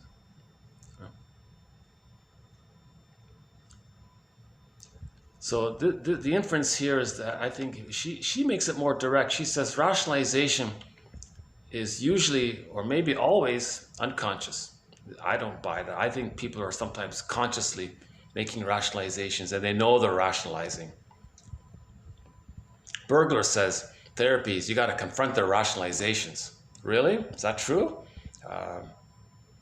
There's an inconsistency here. Helmut Kaiser calls it duplicity analysis. Now, Kaiser adds an interesting point. When people are duplicitous, lying all the time and they don't know it, they're trying to create an illusion of fusion. Now, if a person creates an illusion of fusion with the other through their lies, then they can have these fantasies. He said this, I can believe he said this, and I can think he said that, and then I can have that thought in response to my imagining him think this. He can create this illusion of fusion. That's what, okay, back to the kid, he wanted that oneness with the mother. He's trying to recreate that. So duplicity is an attempt to create an illusion of fusion to resume development, but it's pseudo, it's synthetic, it's not true, it doesn't work. A person cannot still try to get what they didn't get. The narcissistic pattern, the bully pattern, all the Iago patterns, all these negative patterns or patterns that have negative philosophies associated, or negative or rationalizations that have a negative tone to it, as an expression of their hostility and their anger and their spite and their greed, their envy, their vindictiveness, their schadenfreude, all these rationalizations embedded within these kinds of philosophies, solipsistic philosophies, and with a negative tone to it, the hostile mind, one person calls it. I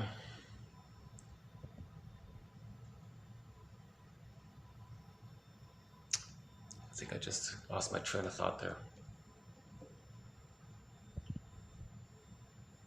Rationalization. Right, the duplicity analysis.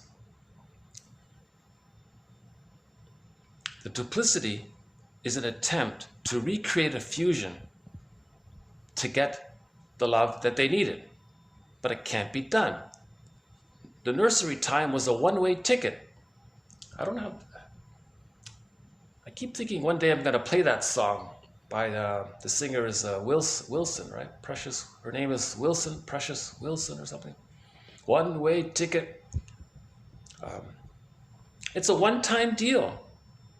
Now, a person with a narcissistic pattern, they're stuck still trying to get that fusion to resume development, but they can't do it, and they're stuck there. Just like in the image of Narcissus, he's staring at the reflection of himself, of when he was a little god, and he's still trying to get that. He's still trying to get that fusion. So he's duplicitous and rationalizes, and he makes it into an art form, and he's very proud if he can fool people, and then he can engage in this solipsistic hull of mirrors in his mind that he's created using others.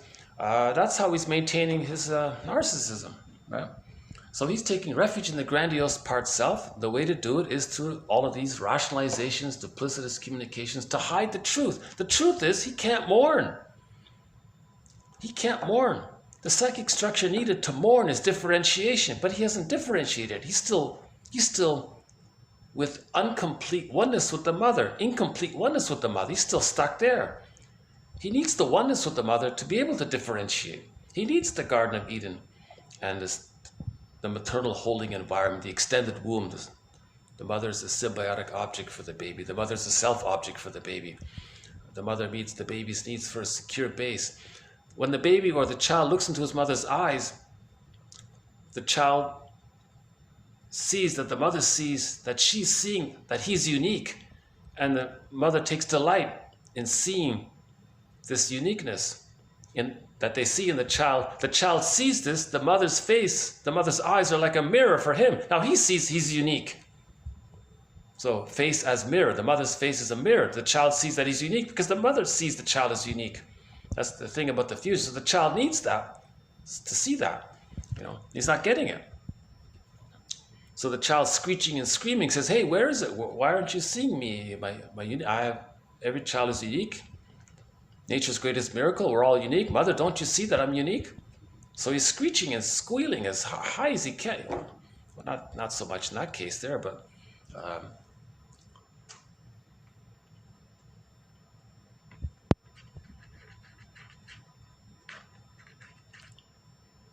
yeah.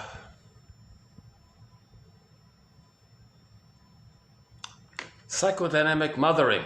Maybe we need a book called Psychodynamic Mothering, teaching mothers about the psychoanalytic perspective. Okay, so that's one on rationalization. He calls it here a logical excuse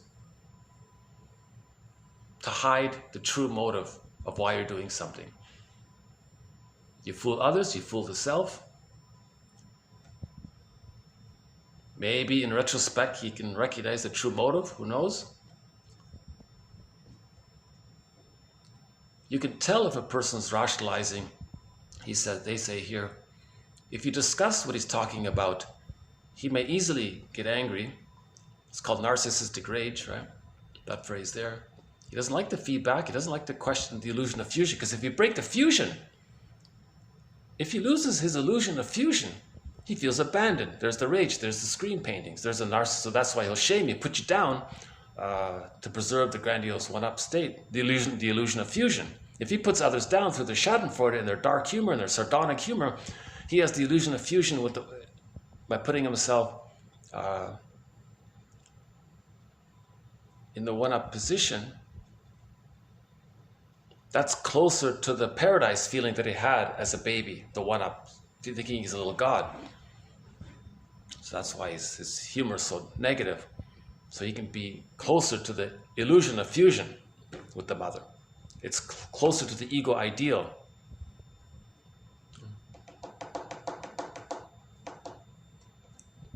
I think a lot of people can relate to this. You talk to a person with a narcissistic pattern, you say, oh really? They'll put you down. They'll shame you right away, maybe. Like they'll have a very agitated or a negative view, or they'll just escape the conversation very quickly. Yeah, and this is true. You can see the inconsistencies in their thought and in their so-called principles. Okay, if you can't dazzle them with brilliance, fool them with rationalizations, then confuse them with all this. Okay, the best way to. Another proverb is, a half-truth is the father of many lies. So they love these kinds of tactics. A little bit of truth, it can lead to a lot of cover-ups. The best way to tell a truth is to include a few crumbs of truth in it. Equivocation, implying, inference, double binds, misleading, innuendo, these kinds of things, maybe trying to appeal to their need for fusion. And then now you're on the same page, so to speak, in the lie, right? All right, enough about rationalization. Laughlin, if you look up one of Henry P. Laughlin's book called Mental Mechanisms, he has a pretty good definition of rationalization in there. Okay, projection. Okay, so we'll add one more quote to projection. Again, projection is the means of bringing repressed material to consciousness, right? Something in the bag, we don't know it's a part of us. We get ourselves thinking that someone else feels, thinks, believes, has this trait, wants to do this, did this, has this wish, or has this plan, whatever you're accusing them of, or whatever you think it's for them, that's like creating a mirror to see what's in your bag. So projection is the means, or the mirror, of bringing repressed material to consciousness. Yeah. Recognition of all defense mechanisms really is the means of bringing repressed material to consciousness. Again, the primary action here is to make the unconscious conscious, right? So projection is a process in which the individual is able to deny his own thoughts and feelings by attributing them to others. That's how he denies that it belongs to him, when he attributes them to others. It's like he magically gives it to them and thinks it belongs to them. Now, an extension of projection is projective identification. If he wants to maintain the projection, meaning maintain the ability to not believe that it belongs to him, he may coax, taunt, tease, harass, upset, push their buttons, to get the other person to demonstrate that they have that trait that belongs to you that you don't want to see. Because if they more overtly describe it, then you're more distracted and more convinced, and you're more able to lie that it doesn't belong to you. So they're invested in passive aggressive behavior. So let's say the person unconsciously feels some kind of anger, and his anger's in there, right? Meaning healthy anger, ability to make I statements, or the more enraged side of the anger. So let's say he can't accept any of that. So he'll, maybe he's passive aggressive, does little things that are annoying. He looks for what's annoying for them, does these little things that seem innocent, acts innocent about it, but he's really trying to coax them to be angry. So he's passive aggressive. So he's angry, but he's expressing it passively. Now in the presence of the other person, if he's pushing their buttons, then finally maybe that person's angry. Now he's convinced, you see, that person's angry, I'm not angry. So that's called externalization. You want to see your anger externalized. That helps you to see that it's not within. So projective identification is sort of an active agent to maintain the projection. Projection is that you just believe it. But to maintain the belief, if it's tenuous, then you coax them to demonstrate it. So that coaxing, that's the projective identification. You want them to have the identification of the trait. So who has that trait? They have that trait. You see the trait onto them, then you get to a place where you think they really have it by demonstrating it. Projective identification. Another key thread here. Okay, usually these disagreeable thoughts and feelings are those that the person holds in low regard, such as his hatred, his moral delinquencies, his limitations, his and inadequacies. Okay, here's a good one. Projection represents a failure to permit recognition of unpleasant characteristics in oneself. Again, projection represents a failure to permit recognition of unpleasant characteristics in oneself. That's a good line. This might be the best line for today's video on projection. Projection represents a failure to permit recognition of unpleasant characteristics in oneself. Okay? Now, it's not always negative. We have the golden projection, positive traits about yourself. So we may over-idealize others. Okay? So we have those positive traits. One of our musical mentors, one of our musical voices. So again, we have a great soundtrack here. One of our musical voices is Rick Santers. I see him as a very confident singer. And I a little idealize that. I like, maybe he's a little bit of my alter ego, so to speak, in some way. Not exactly. I see positive traits that I don't see in myself. I see it in him. I say, yeah, he's confident. I like that. Well, that's a positive trait that I don't fully accept in myself. Okay? As you can see by the way I talk with my stumbling and all these stops and starts, these kinds of things. Okay, so that's another quote. So that's another thread, projection. So that's one more for our thread on projection. Let's add one to our thread on displacement. Okay, the term displacement refers to the transference of emotion, desires, or ideas from one object to another. Okay, so you have certain emotions related to another person, but you're afraid to link it. You're afraid to have that link. So you detach the emotions to who it belongs, and then transfer it to someone else. Okay, so the common example is the story. The guy was at work, he's angry at his boss.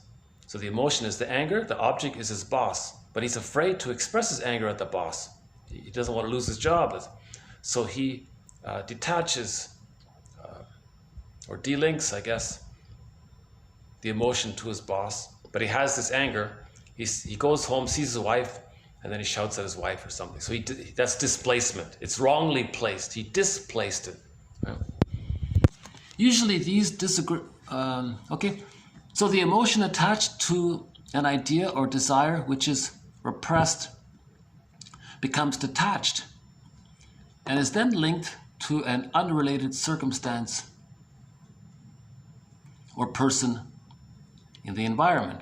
The process is used rather frequently when there is interference with the expression of feeling.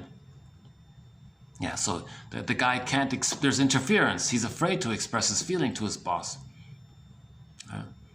Doesn't mean he's going to be rude to his boss. He's just afraid to make an I statement. He could just be clean. It could be, they call it clean anger. He could just make an I statement. That's clean. You make an I statement. When this happened, I felt this because, okay. So we have a thread on how to make an I statement. So I won't do it here. That takes time. So he's afraid to even make an I statement. If the boss has a narcissistic pattern, he makes an I statement, he thinks he's being criticized. Narcissistic rage, boss doesn't feel like he's a little god, he'll be enraged. So he's afraid to make even a clean expression of making a general, honest I statement. So there's an interference with the expression of feeling. An example, the mother, angry with her husband, responds with rage when her child indulges in mischievous behavior when under ordinary circumstances is tolerated.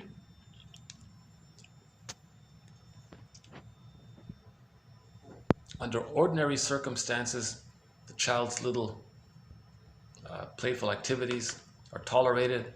It's within the limits, I guess, for the mother.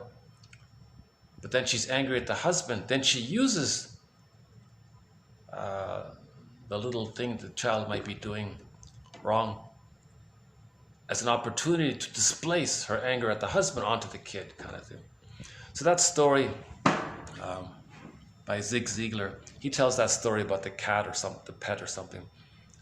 The guy comes home from work, he's angry at his boss, shouts at his wife, she shouts at the oldest son, he shouts at the middle son shouts at the youngest son shouts at the cat.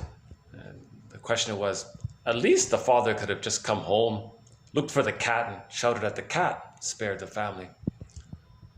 I'm just trying to make a joke about it. So that's sort of displacement. It's wrongly placed emotion. We'll add one quote to our thread on reaction formation. Still a developing thread, still in its early stages here. Reaction formation. You consciously think or believe or behave in a way that you're aware of. But the true reason is that you want to stay in touch. That secretly in your unconscious, you feel, think, wish, want to act in the opposite way. Okay. That's a tough concept. In sitcoms, you see that. The viewer sees that the girl likes the guy, but she's afraid to admit it. So she says she throws pebbles she throws things at the guy. So she says she hates the guy. But we, the viewer, know she likes the guy. So that's reaction. And we see that the girl doesn't know that she likes the guy. That's reaction formation. It's the opposite, right?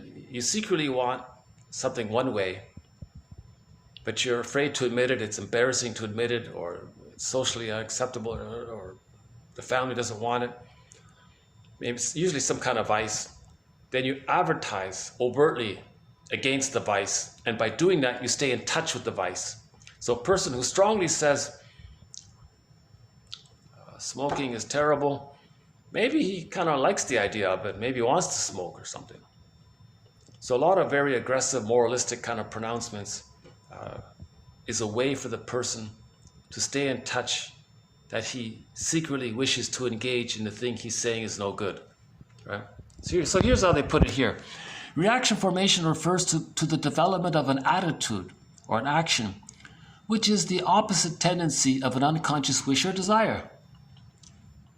Acting in opposition to some unconscious motive may give an outlet. So there it is, right? You want to give an outlet. You want to stay in touch. May give an outlet for the repressed energy and thus increase the depth of the repressed material.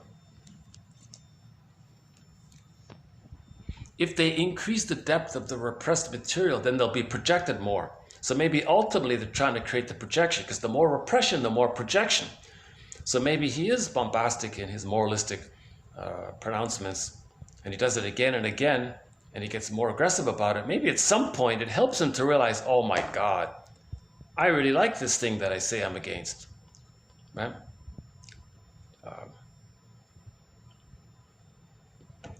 I don't know, can I think of an example?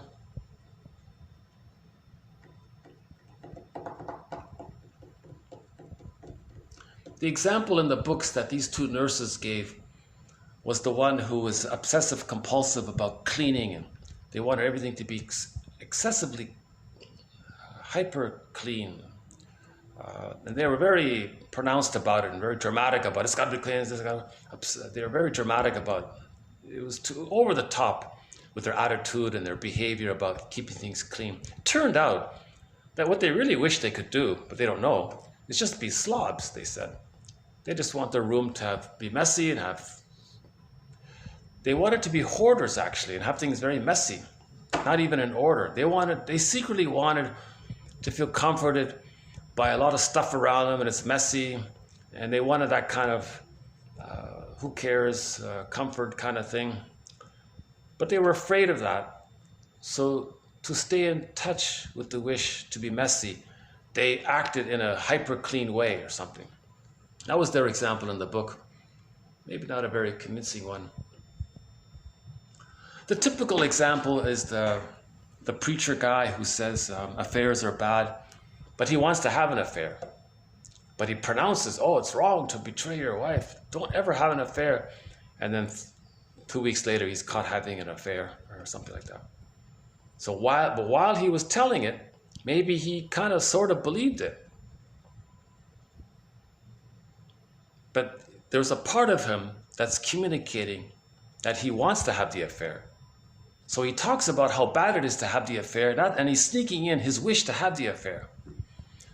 See, a lot of these bombastic pronouncements are actually confessions that they wish it, or they did it. So you see a lot of people get on their high horse and say they did such a bad thing. They're actually confessing that they did it and they like it.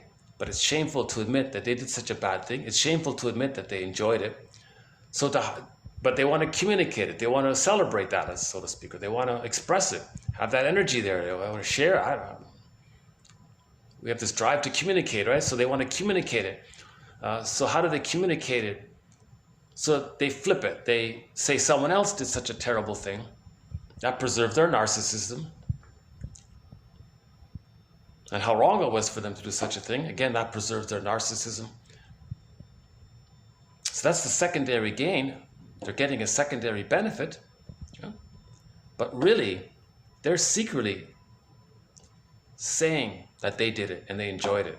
But nobody can see it because it's cloaked over by the bombastic, moralistic pronouncement. Yeah? So that's called reaction formation. Sometimes called counterphobia. You're afraid of something and you're so afraid of it, then you just impulsively do it because you want to get away from the fear of it. So maybe someone's afraid of snakes or something and they're scared, but they want to grab it, or maybe not a good example, I don't know. Okay, that's one to our thread on reaction formation. Still developing. I kind of struggle with that one.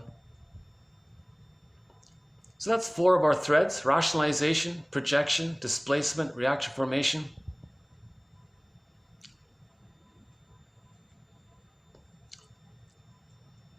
Anxiety. I'm not going to go over the whole thread on anxiety, so I'll just add one quick little quote to our thread on anxiety. Again, the basic idea is, the theory is that you're triggered of the memory of when you were a baby, but you forgot it, but it's triggered. The emotions have come up, the chemistry has come up. That mother was going to abandon you or punish you. So you feel this unknown threat, it's not some outer thing. Yes, anxiety can be an outer thing. Something is, what is it, you don't know and you're anxious. But usually anxiety relates to a memory of being abandoned or punished, impinged upon by the mother, abandoned by the mother. those kinds of things. And you think, and the memory of that's coming up.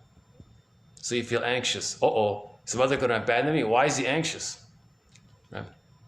But I won't do the whole thread here. Edmund Burglar wrote a book about this called Tensions Can Be Reduced to Nuisances.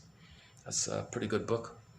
Okay, anxiety by our two nurses here, by our psychodynamic nurses, Brown and Fowler. They say anxiety, a state of dread or apprehension with respect to some anticipated danger, but as an unknown danger, right? But they anticipate that maybe there is some danger, but they don't know what it is. It's unconscious. Anxiety is a signal which alerts the individual to the possibility of excessive excitation. Okay, so there's too much, they can't handle it. It's going to be too much, whatever it is. So there's a signal that something too much is happening for them. Right? Now this feeling can be described as a painful, unpleasurable state that's sort of diffuse and persistent. So anxiety is sort of diffuse, but it's there, it's persistent, it's unpleasurable, it's painful, and you're anticipating something that's going to be too much. Now with that, keep in mind the chemistry of it. Okay, so this is emotional, right? The body can't tell the difference between an emotional emergency, right? The memory of mother leaving you. The memory of mother not accepting you, hence you're going to be shamed. Okay? So when the mother, shame and rage goes together. So let's just borrow that hypothetical example.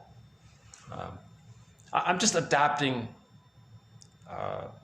what I experienced before earlier. I'm just borrowing it as a prompt to discuss. I'm not specifically talking about anybody in reality.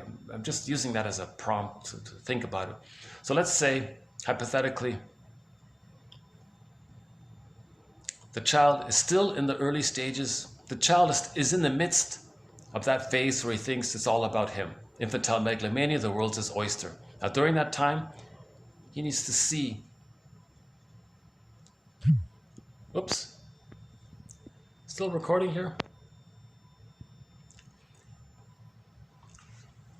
He needs to see that his uniqueness, he needs to see his uniqueness through his mother's eyes, that the mother sees his uniqueness. He looks in his mother's eyes and then he sees he's unique. So he's accepted.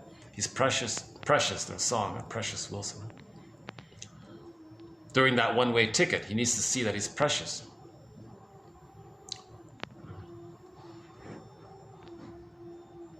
So if he doesn't get that, he's going to feel the shame. Now, shame and rage go together. That's a burning, biting feeling. Now, this burning, biting feeling is depicted in myths and fairy tales as the inferno, the hell scene. Burning, biting feeling. Myths and fairy tales are pictures or metaphors for psychology, emotions. So he doesn't want to feel that hell, a metaphorical hell emotion of shame. Again, the inferno, the hell scene, is a metaphor for the emotion of shame. Now the shame and the rage, they go together. So the baby doesn't want to feel that. Right? So if he's triggered, so he had that experience. Now if it's triggered by something in the present, it's diffuse. Oh yeah, it's an emotional emergency. So the child has an emotional emergency. Now if the child has an emotional emergency, the mother's not going to accept him, maybe leave him. That's emotional emergency, psychological emergency, or emotional emergency, psychic emergency or something. The body responds as if in a similar manner as if there's a physical emergency. Yeah. So the body can't tell the difference between an emotional emergency because the emotional emergency can translate to the baby thinking he's being abandoned. So that's a physical emergency. So when triggered, it will respond by pumping out stress hormones, stress chemicals. Now, just a footnote here, if it's way over the top and the child can't run away or protect himself or make an I statement or express his anger in some way to get his mother to change her ways, Children from dysfunctional homes do what they can. They freeze. They shut down their inner responses by numbing or fleeing on the inside through disassociating. So that's the flight in the mind one. How does the child escape if the mother is hurting him? He can't run away. He doesn't have motor skills. He can't protect himself from the impinging mother. So what does he do? He flees on the inside of his mind, called disassociation. So I'm not going to do the anxiety one.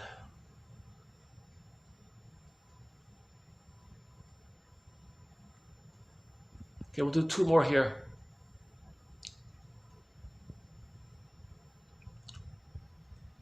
In the introduction to this book, Psychodynamic Nursing, the authors wanted to offer an initial starting prompt to teach nurses that there is such a thing as an unconscious, that it exists. So this was their sort of tentative opening statement to build towards the argument that there is such a thing as an unconscious. So it's very simple, it's very obvious, but I include it here anyways. If we consider only the overt manifestations of a person's behavior, we will have little real basis for understanding him, because outwardly two persons can appear to be doing exactly the same thing, but their motives, their feelings, and other subjective experiences are quite different. Therefore, we can usually be accurate in saying what a person is looking at, but we cannot be certain what he sees. We don't know what he's seeing. He can describe what he's looking at, the superficial behavior. So let's say there's two speakers saying how bad it is to have affairs. One person might be saying, yes, bad to have affairs. Another person might be saying it. It's a similar message, looks very similar. Now, one might be kind of genuine about it from a point of view of, well, if you're having a problem in your marriage, run to the nearest therapist and learn how to make I statements. Then the marriage becomes like fine wine. That's why he's saying it. Another person might say marriage affairs are bad because he secretly wants to have it, but you can't tell. So on the surface, they're both saying the same message. But one person might be saying it in a generative, positive way, out of the values and the love and that kind of thing.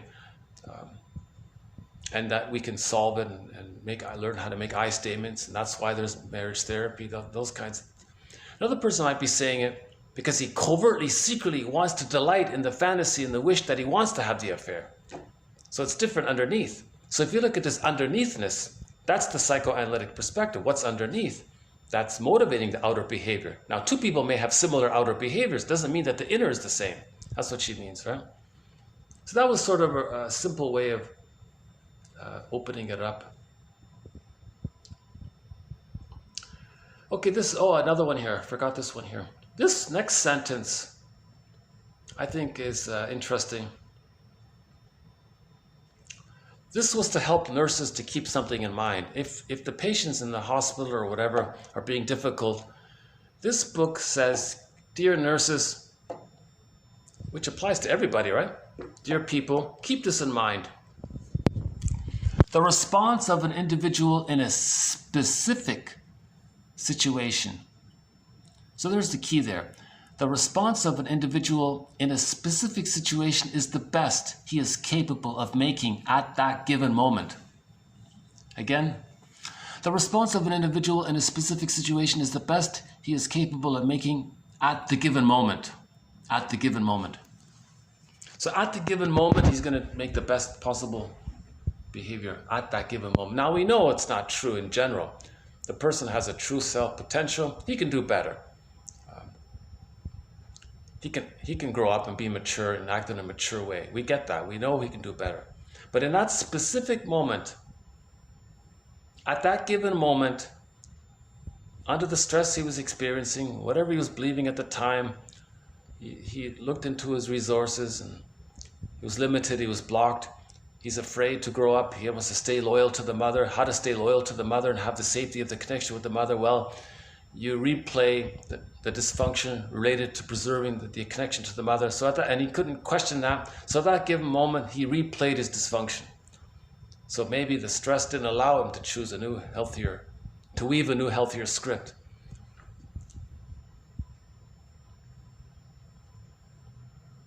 The response of a person in a specific situation is the best he or she is capable of making at the given moment.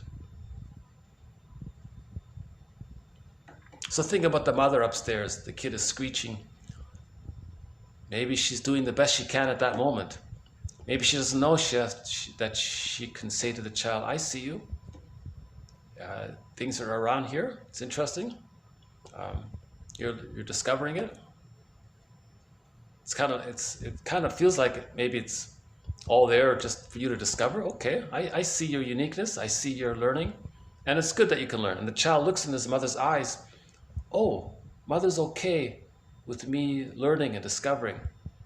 And she sees that I'm kind of unique at the same time. And the child maybe calms down a little bit and won't start screaming anymore. Why is the child screaming? He's looking for the mirroring. That's called the maternal holding environment. It's not just physical needs, it's also emotional, psychological needs. So the child is screaming for the maternal holding environment. Now, I don't know the kid, I don't know, so let's just speak in general. Some kids maybe never really entered into it, and they spend their whole lives screaming for it. Now, religion would love that, because religion is a tool of the plunder system. So religion keeps people in the fantasy of one day recreating the lost paradise. That keeps people infantile. That's the prejudiced personality. So they'll have the us and them. That kind of thing. Again, I'm not talking about the specific people upstairs. I'm just using that as a discussion prompt. I don't know the full story. I didn't really. All I can make an I statement. What I heard all the kids running around, and I felt okay for a minute with it, and then I realized, oh boy, they're really gonna. It's gonna stay like this consistently the whole time they're there, and maybe the adults felt, well, there's only a couple people here, it's okay or something. So I had the conclusion, oh, this is going to go on like this, so I better come down here to this meeting room to finish this video. Okay, last one here. Last one here. These authors made a note about what emotional maturity is. This is a developing thread. What is emotional maturity? We have a few quotes already. Roger Gould, that was a good one. Masterson, a good one there. This one is makes a contribution, and I think it's generally a good one. It's not complete; it feels incomplete, but it's partly there. So let's just read this one here by Brown and Fowler. All individuals achieve adulthood, yes, from a chronological standpoint. So we're okay, emphasis here on a chronological standpoint. So we all develop adult bodies. So that's what that's what they mean by adulthood. Yes, we all become physical adults, biological adults from a chronological standpoint. Although all do not, in turn, simultaneously achieve maturity. So there's a split there. If the child is emotionally arrested, his biological will grow up, some cognitive functions will grow up, some other ego functions will continue to develop, so he can do math and science now, but emotionally, he's still enraged at his mother for not giving him the love. So he's fixated there. And that could be the puppet master. So he may be doing things in his life just to express his anger at his mother. You know, that kind of thing. Maybe by showing her up, or maybe by seeing the mother onto the world and not caring about other things out there, in one form or another. So he doesn't have the emotional maturity to match his chronological maturity. That's why some scientists are really doing something very infantile. but they're not aware of it, right? They have a rationalization to cloak it all. Right? So the primary gain is they don't want to grow up. The secondary gain is they're a star if they invent something. They get all this attention and money and so on. So they're not going to give it up, right? Unless they realize the cost. It comes at a huge cost. So in the last video, we talked about primary gain and secondary gain. Right? The primary gain of using a defense mechanism is the person doesn't have to mourn. The person doesn't have to mourn and grow up. Okay? Doesn't have to mature. That's the primary gain. They avoid the furies related to that. Now, in the process, there may be a secondary gain of using a defense mechanism. If they sound good and they're lying, and they're rational, people may be impressed. Now they get attention. Now the liar wants to master the art of lying so he can get more attention. That's a secondary gain. Now finally, when a person wakes up and realizes there's more to life, that they're missing out on their true feelings, they may give it up. And we had a good quote about that in the last video. Okay, back to this one here. Okay, emotional maturity, where we anticipate that the individual will be tolerant. Okay, so that's one characteristic of emotional maturity, tolerance. A tolerant person is not one who merely, quote, puts up with something or endures it. In contrast to this, a tolerant person is accepting, both of himself and of others. Since he has learned to accept himself, he is also able to accept others for what they are. Okay? So self-awareness, self-acceptance leads to empathy for others. You got to cure prejudice, know yourself. If you know yourself, you're not prejudiced anymore. If you don't know yourself, you're prejudiced. There's a chance you can be prejudiced. To cure prejudice, know yourself. If you know yourself, we're all the same, you're going to have natural empathy and understanding and hence tolerance for others. Right? So we got to know ourselves. So Wilson calls this, another Wilson, different Wilson, the moral revolution, to know ourselves, to heal ourselves. Then we have tolerance for others. The Know Thyself movement, the self-awareness movement, the self-reparenting movement, the recovery movement, the mythopoetic movement,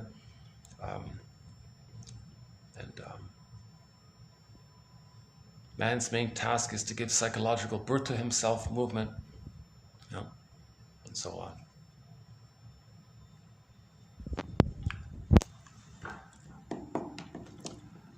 on. Okay, the next one, so that's number one here, right? If you know yourself, you're going to be tolerant. If you accept yourself, you see that in others, you're going to understand others, there's more tolerance there. So that's healing, to get back to tolerant personality. Now, religion blocks that. Religion doesn't want you to understand yourself. So religion doesn't want you to have tolerance. Religion wants you to have the prejudiced personality, despite what they say. Because if they're talking about goddess and demon all the time, they're promoting the prejudiced personality.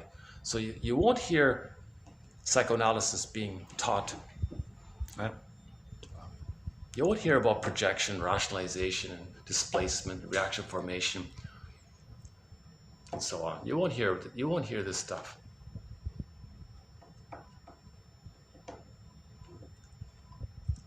Mel Faber. You won't hear Mel Faber's work, Lloyd Demas's work, Alice Miller's work, and so on. Object relations theory, developmental theory, the work of Edmund Bergler, Karen Horney, William Fairbairn, Margaret Mahler, Melanie Klein, and others. You won't even Robert Bly's work about shame. You won't even really hear it. Yeah, they may shame you, but they won't teach you about shame. They won't teach you. They won't get you to consider the idea, hey, maybe that image of the inferno is a metaphor for the emotion of shame. Things like that they won't tell you. The purpose of religion is to entrench, reinforce the infantilism and the prejudiced personality. Not be tolerant.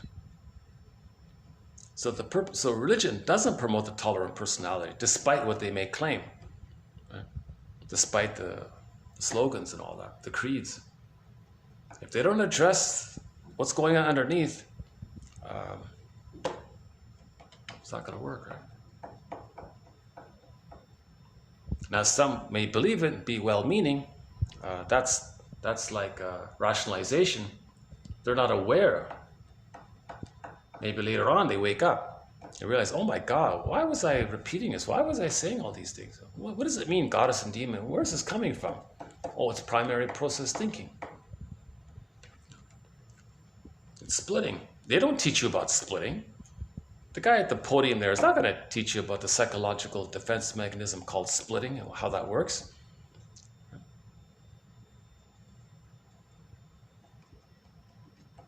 That's a huge one. If they could just teach splitting, how splitting precludes mourning. That sentence right there says it's jam-packed with information. Splitting prevents or blocks or precludes mourning, because splitting means differentiation didn't take place.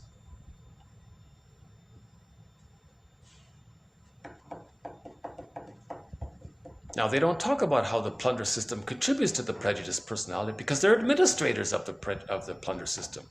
So they're hiding it, so they're controlling it. It's called control. Like they control it.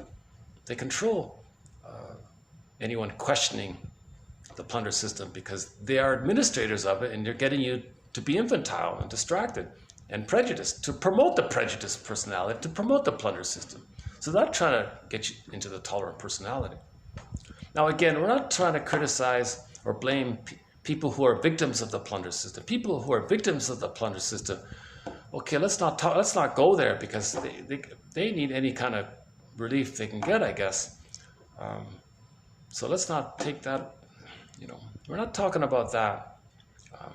If all they have is a place to go where it's quiet and peaceful, then let's not take, gradually we got to heal the agents of the plunder. We got to heal the agents of the plunder, the perpetrators of the plunder system, the blind, ravenous, insatiable greed and plunder, and making excuses and convincing lies about it, right? And it sounds reasonable. So the rationalizations are there to fool people, and no one can call it out because they've learned the art of appealing to your emotions and scaring you and saying it's got to be this way or that. But the plunder system,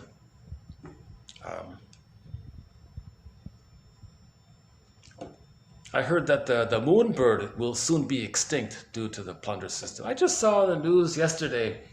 What was it? 200 plus whales were dead. They showed up on the shores of Tasmania Island in Australia. Like that's part of the plunder system, right? The greed.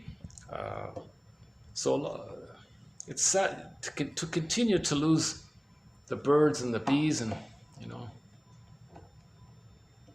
but they'll have a rationalization. Well, there's no other way. Greed is the answer. Greed is. So the greed is the attempt to preserve the lost paradise with the mother in them. When they were babies, they had a paradise at the breast or in the womb. Greed is to preserve that feeling, that sentiment. They're only there. So greed is the underpinning of it is for that. But they cloak it over with some convoluted philosophical rationalization. And you never even hear it. You never even really hear it. Right? It's never even really presented clearly. That's a sign of it. And if you question it, it's end of discussion, that kind of thing.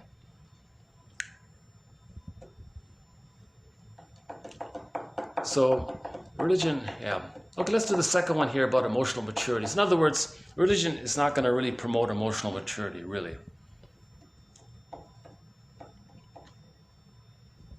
Now, by chance, maybe some people get the secondary benefit of the community feeling, and that's supportive, and maybe that helps in that one, on a side route, maybe it's helpful that way. Okay, the number 2 here. They mentioned, I think, 3 here, so that was number 1. Okay, a second trait of emotional maturity is that the mature person has become an object to himself and is able to see himself as he is with all his assets and liabilities. Although he understands his limitations, at the same time, he does not necessarily just passively accept them, but his level of aspiration is realistic. So you have an honest assessment of who you are, your limits, your assets. You don't give up because you don't have the perfect assets, but you don't. You make the best of your gifts, but realistically, and you try your best realistically to change whatever limitations you have. But it's all within a kind of an honest self-assessment. So he's talking about self-reflection. You're able to reflect yourself and give up infantile megalomania. I think that's what they're basically saying. Bergler says this: it's very important for people to wean themselves off of infantile megalomania. I think that's sort of related to that one. Okay, the third one here is he's capable of giving as well as receiving.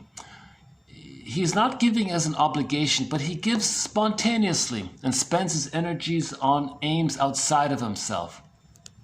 So there's the generativity. An emotionally mature person is more in the spirit of generativity, generating, giving, serving. Giving is more important than any kind of receiving for emotional. Another feature is the I'm okay, you're okay attitude, mutuality, collaboration, the capacity to love and be loved. Another one. To some degree, he or she has developed their capacity for self-realization. They mean creativity and productivity. Okay, so that's expression of the real self or the true self. We anticipate that this person has arrived at a working philosophy of life which gives meaning to his efforts and stability to his actions. A realistic code of values which structures his general plan of life. Okay, so now the virtues come into play. So back to Confucius. He was very big on this virtues, developing the virtues, being aware of the virtues. That's a code for life, the virtues. Not as a reaction formation. You know? Not as a reaction formation. Genuine sense of what are the virtues and getting there. So that ability to get there to the level of virtues, that's a sign of emotional maturity. And there's a philosophy of life that promotes that. So the philosophy of life they mean here is in harmony with this realistic code of values and virtues that structures their life. That kind of thing here. Now, a person with a narcissistic pattern, of course, has a philosophy of life. Oh, it's all about number one. Looking, what are some people with a narcissistic pattern adopt a psychopathic slogan? It's only bad if you get caught. So the immoral. That's not a philosophy of life. We don't mean that. We don't mean these crude, aggressive rationalizations. That's not a philosophy of life in the sense they mean it here. They mean it in a healthy, structurally healthy way, supportive way. That last one there is a tough one for me because I associate a lot of philosophies as being kind of negative. But in this context, they mean an emotionally mature person has a heart-based, a path with heart. Put it that way, a path with heart.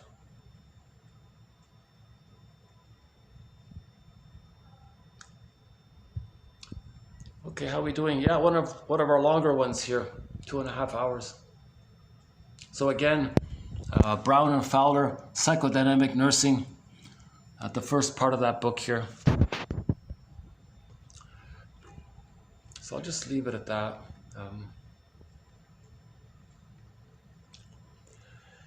Yeah, I realize my delivery has been still needs a lot of work. I feel like I'm still making some progress in some ways. There's a lot of distractions in trying to do these videos in the big city.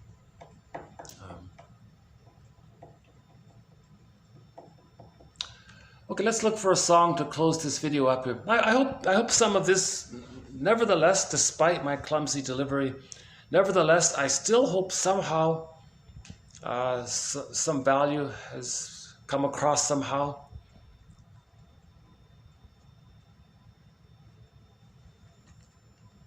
The last one's not bad, about the emotional maturity one. Underappreciated topic. What is emotional maturity? Okay, empathy. You understand yourself, you understand others. It goes together. Yeah. The ability to be psychologically minded for yourself, so you can be honest with yourself.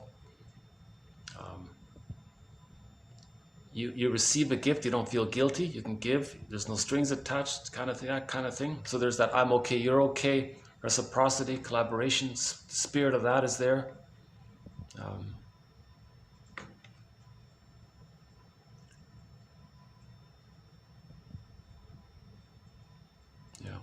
Okay. I think maybe one of the best ones here is back to this one. Projection represents a failure to permit recognition of unpleasant characteristics of oneself. So that's called owning our shadow. In pop culture, that's called own your shadow. We often see that phrase in the self-help movement. Own your shadow. Own your projections. Okay, let's look for let's close this up here. Let's look for a song. We could close up with our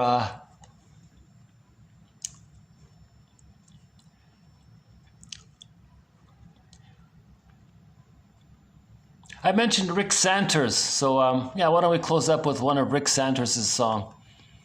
He's the guy who has a lot of confidence, and I sort of admire that. So that's a golden projection on my part. So here's one of his songs.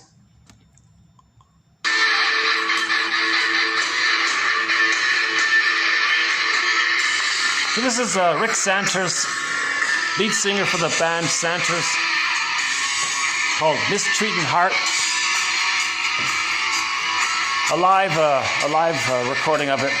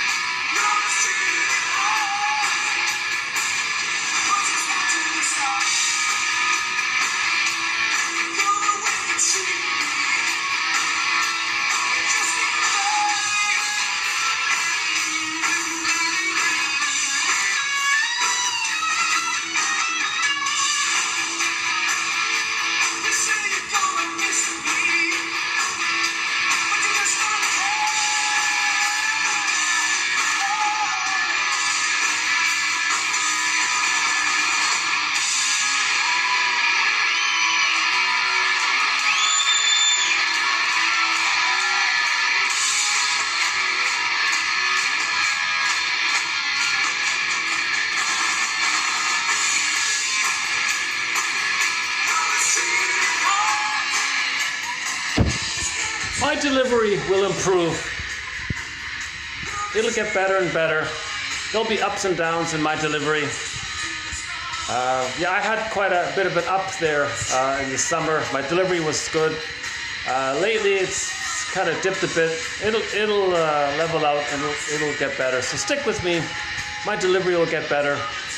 But if still my delivery is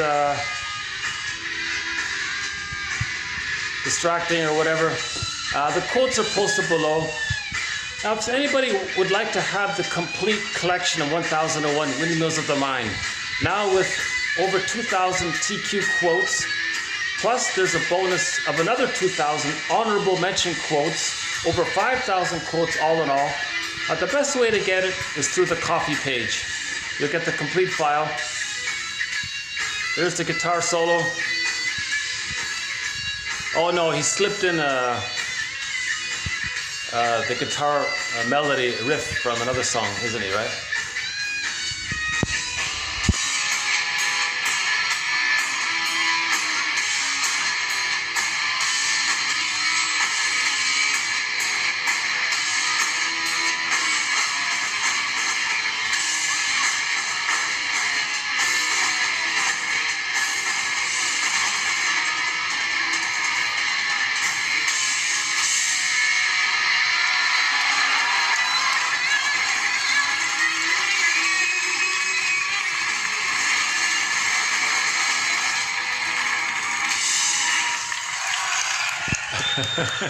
Yeah, Rick Santers, apparently he studied classical piano as a kid, but later got into classic rock, and he's one of Canada's top guitarists. Underappreciated. His last song was called Lovesick, a great song. We've played it a couple of times.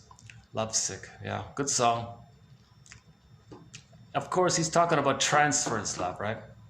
So there's a difference between love from the emotionally mature, tolerant personality versus transference love, which is more about trying to heal from the pain of childhood, and you're transferring and displacing and projecting material from the past in the present, trying to redo the past in the present with the fantasy that you can change the past, get a better outcome for the past. It can't be done. It's a secondary delusion, one-way ticket. You can't go back in the past. There's no time machine to go back to the nursery.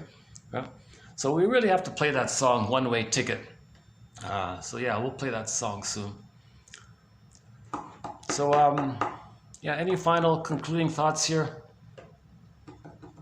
To be honest with you, I did have the thought that I'm still working through my annoyance at losing those 17 videos, 50 hours of commentary. Maybe some of that annoyance is sneaking in as a, maybe, or is it something else? What I'm trying to say is I'm not sure why I haven't fully gotten back that momentum that I had in the summer. I feel like a little dip there, but I'm going to get it back. I'd like to get back to that confident moment. I was starting to own my confidence, I felt like. So some of that confidence I see in Rick Santers, I felt like maybe I was starting to own it myself. So that's the goal, to own something that belongs to us, but it's lost, and to get it back. So my goal is to find more of my confidence, and you'll see it, or I'll see it, we'll see it in my delivery. So that's my ongoing journey, to re-own some of my confidence. That's part of it. So again, this is called the second journey of midlife. Alan Chinen describes the midlife audit, the midlife examination period, as the second journey of midlife. I'm not going with Joseph Campbell's phrase, the hero's journey. It's a little confusing because a lot of people associate the term hero with the first half of life. Got to be ambitious and successful, got to be a hero. A little confusing that way.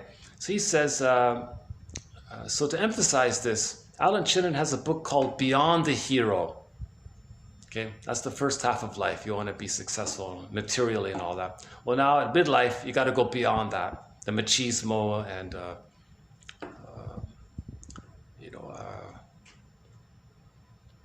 this exaggerated manic defense belief that you have to be wealthy by the age of 30 or something. These kinds of things, maybe it's to a degree it's right, but sometimes it's overblown. At some point, the true journey is to find more of the human side of being human, because so much of the human side of being human is in that bag. The second journey is to get it back. Okay, on that note, I'll see you in the next video. So by the way, that reference there is there's a little tiny self-help book that's not bad. I think his name is Jackins, is it? Harvey Jackins or something. The Human Side of Being Human. Not a bad little self-help book. I remember it. I remember it for that title. It's funny about titles, eh? I'm not going to remember the book Psychodynamic Nursing, but I'm going to remember the title, Psychodynamic Nursing. I think some musicians might be a little psychoanalytically minded. Some script writers for TV shows are psychoanalytically minded. And whenever there's a TV show quote or a movie quote that is psychoanalytically minded, I love finding them and including them in our thread. So one of the most exciting threads, the 1001 Windmills of the Mind, is this thread of movie quotes and TV show quotes. Another exciting thread is the one about self-help material. So in the last video, we added a self-help exercise. I'm just calling it the 5 words. What are the 5 words to manage anxiety? Oh yeah, so we talked about anxiety. So how do we manage this anxiety? How do we regulate or self-soothe when we feel anxious? Well, apparently, if we can borrow from the cognitive therapy people, they discovered 5 words. They ask themselves or ask others. Something comes up, you're talking about something that's giving you anxiety. You then say 5 words. What's the hardest thing about, that's the 5 words, then fill in the blank. Okay. So I was trying to make videos with people in the public, with people around, and I found that difficult. Well, what's the hardest thing about that? Well, hardest thing is the emotions that comes up, the stress hormones come up in me. I feel a little, I feel like maybe I'm gonna get sad, or actually I feel sad and angry. It's interesting about that. I was starting to feel sad and angry when there's too many interruptions going on, trying to do these videos in public, because the shame is involved. I'm presenting in public here. So I'm talking to the public, and these interruptions, it's making me not look good. So there's the shame aspect. Now there's the anger. So shame and anger come together. So that's sort of the hardest thing about making these videos in public. Because now you can go on. I hear you. Tell me more. Maybe you can go further with it. So what's the hardest thing about feeling embarrassed, shame and anger? Well, I feel like people might avoid me. I'll lose connection with people. Okay, so now you're getting somewhere. So what's the hardest thing about thinking that you might be losing connections with people? Oh yeah, well the hardest thing about that is I'm going to miss out on the camaraderie and companionship of sharing and having a growing experience. That's a sadness to not have that kind of sharing and growing experience with someone who might be interested in what I'm presenting. So what's the hardest thing about doing all this on your own? Well, I think it goes back to that I'm missing the opportunity here, a growth opportunity. So you're looking for growth. Yes, I'm looking for growth. Okay. And maybe we can go a little further with that. So that's just sort of an example of the self-help exercise that was discussed in the last video. TQ 2262, it was in there. This video is 2263.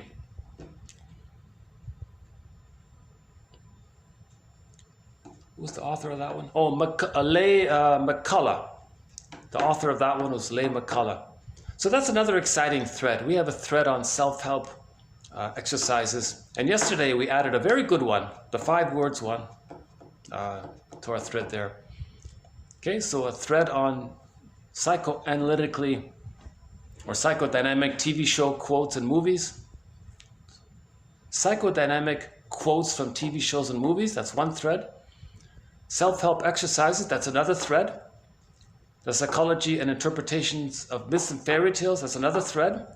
Okay, so today, projection, another thread. Reactive formation, another thread. Displacement, okay, again, another thread. Rationalization, that thread has a lot of quotes to it. That's a key one there. We have a thread on the body bears the burden. A thread on emotional eating. Negative magic gesture. Karen Horney's model, her approach. Actually, infantile megalomania is sort of a thread.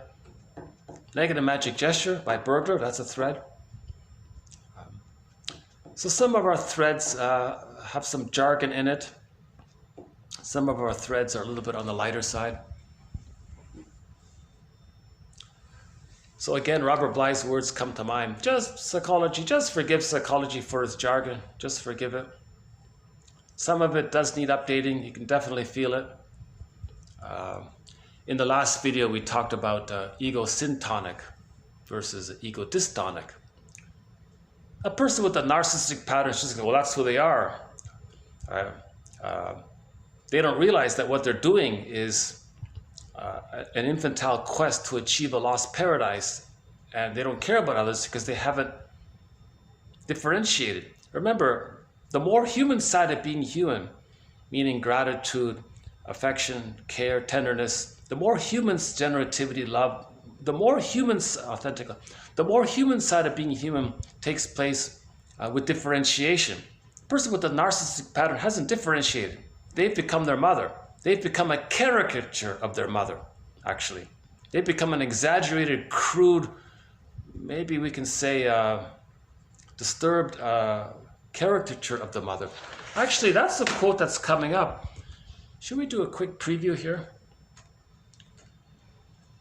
Well, in the next video, I gotta load it up here. In the next video, we have a good quote about how when there's trauma, a person may become, how they may become a caricature of their mother. Meaning they're trying to show them up. I mean, if somebody's trying to show up the mother, they're being a caricature of her. That's how they described it. An interesting quote. So stay tuned for that in the next video. I couldn't fit it in here. You know, I gotta say, this is the longest 2 hours and 52 minutes and 15 seconds. This is the longest video so far. And this little stretch of videos here. And nobody's gonna see this. My last video got 3 views, but the total watch time of those 3 views was 0.10 of a second. Not even 1 second, 1/10 of a second. So that just simply means I'm not really getting many views here. I attribute to this, not to the content, not to the quotes, no way. If a handsome man or an attractive woman were presenting this material, it could get 1 billion views, you know. It's not the quotes. The quotes are great. There's excellent educational value of these quotes. They're very informative material here. It's the delivery that's important, because when people watch a video, they want who they're looking at. They want that person to be calm. Has a soothing function. They want that person to demonstrate the confidence that they have. So that's a positive element. And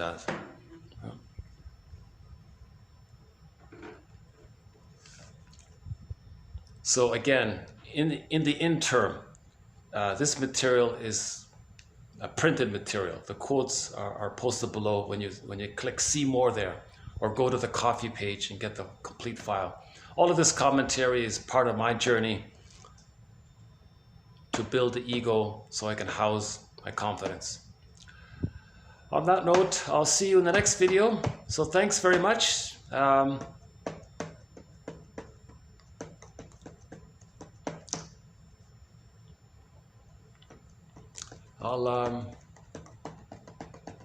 Anything else?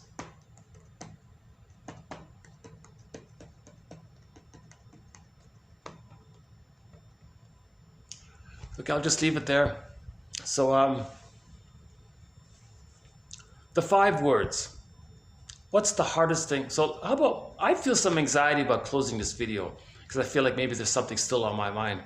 So what's the hardest, so the 5 words, right? What's the hardest thing about ending this video?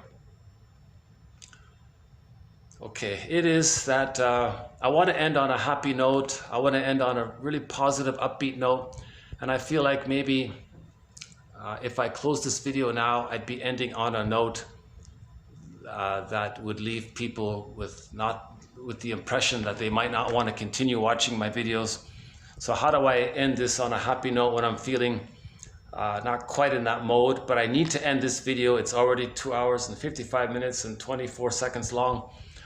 So what can I do to get to this place of it ending on a happy note? Okay, so what's the hardest thing about finding that happy note? Well, self-criticism, because maybe as I'm searching for the happy note to end on, maybe some other emotions will come up. Maybe some emotions have been stirred in me in this video that are still sort of there, wanting to come out.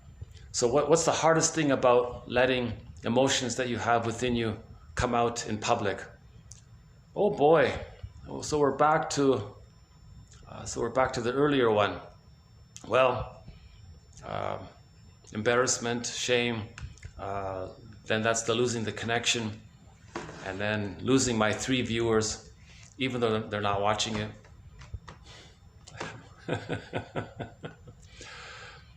Okay, that's sort of a partial happy note there. Can I get to a happier note? We can all live like nomads, or I know mad at you and you know mad at me.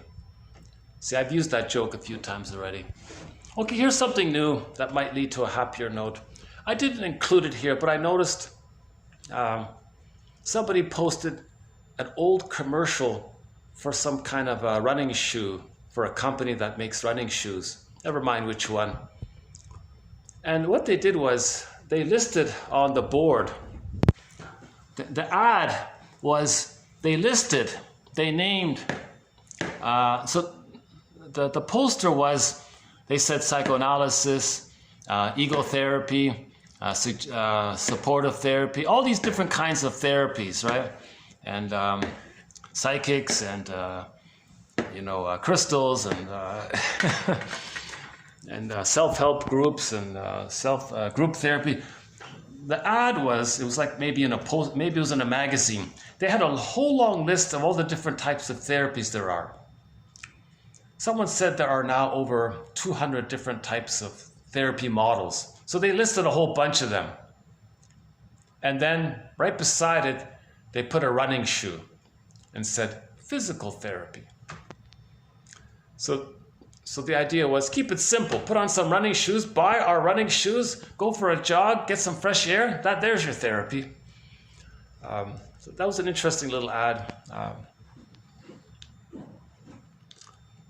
But sometimes, as mentioned earlier, some people run as part of the manic defense. They create pain in the running, and then they get endorphins.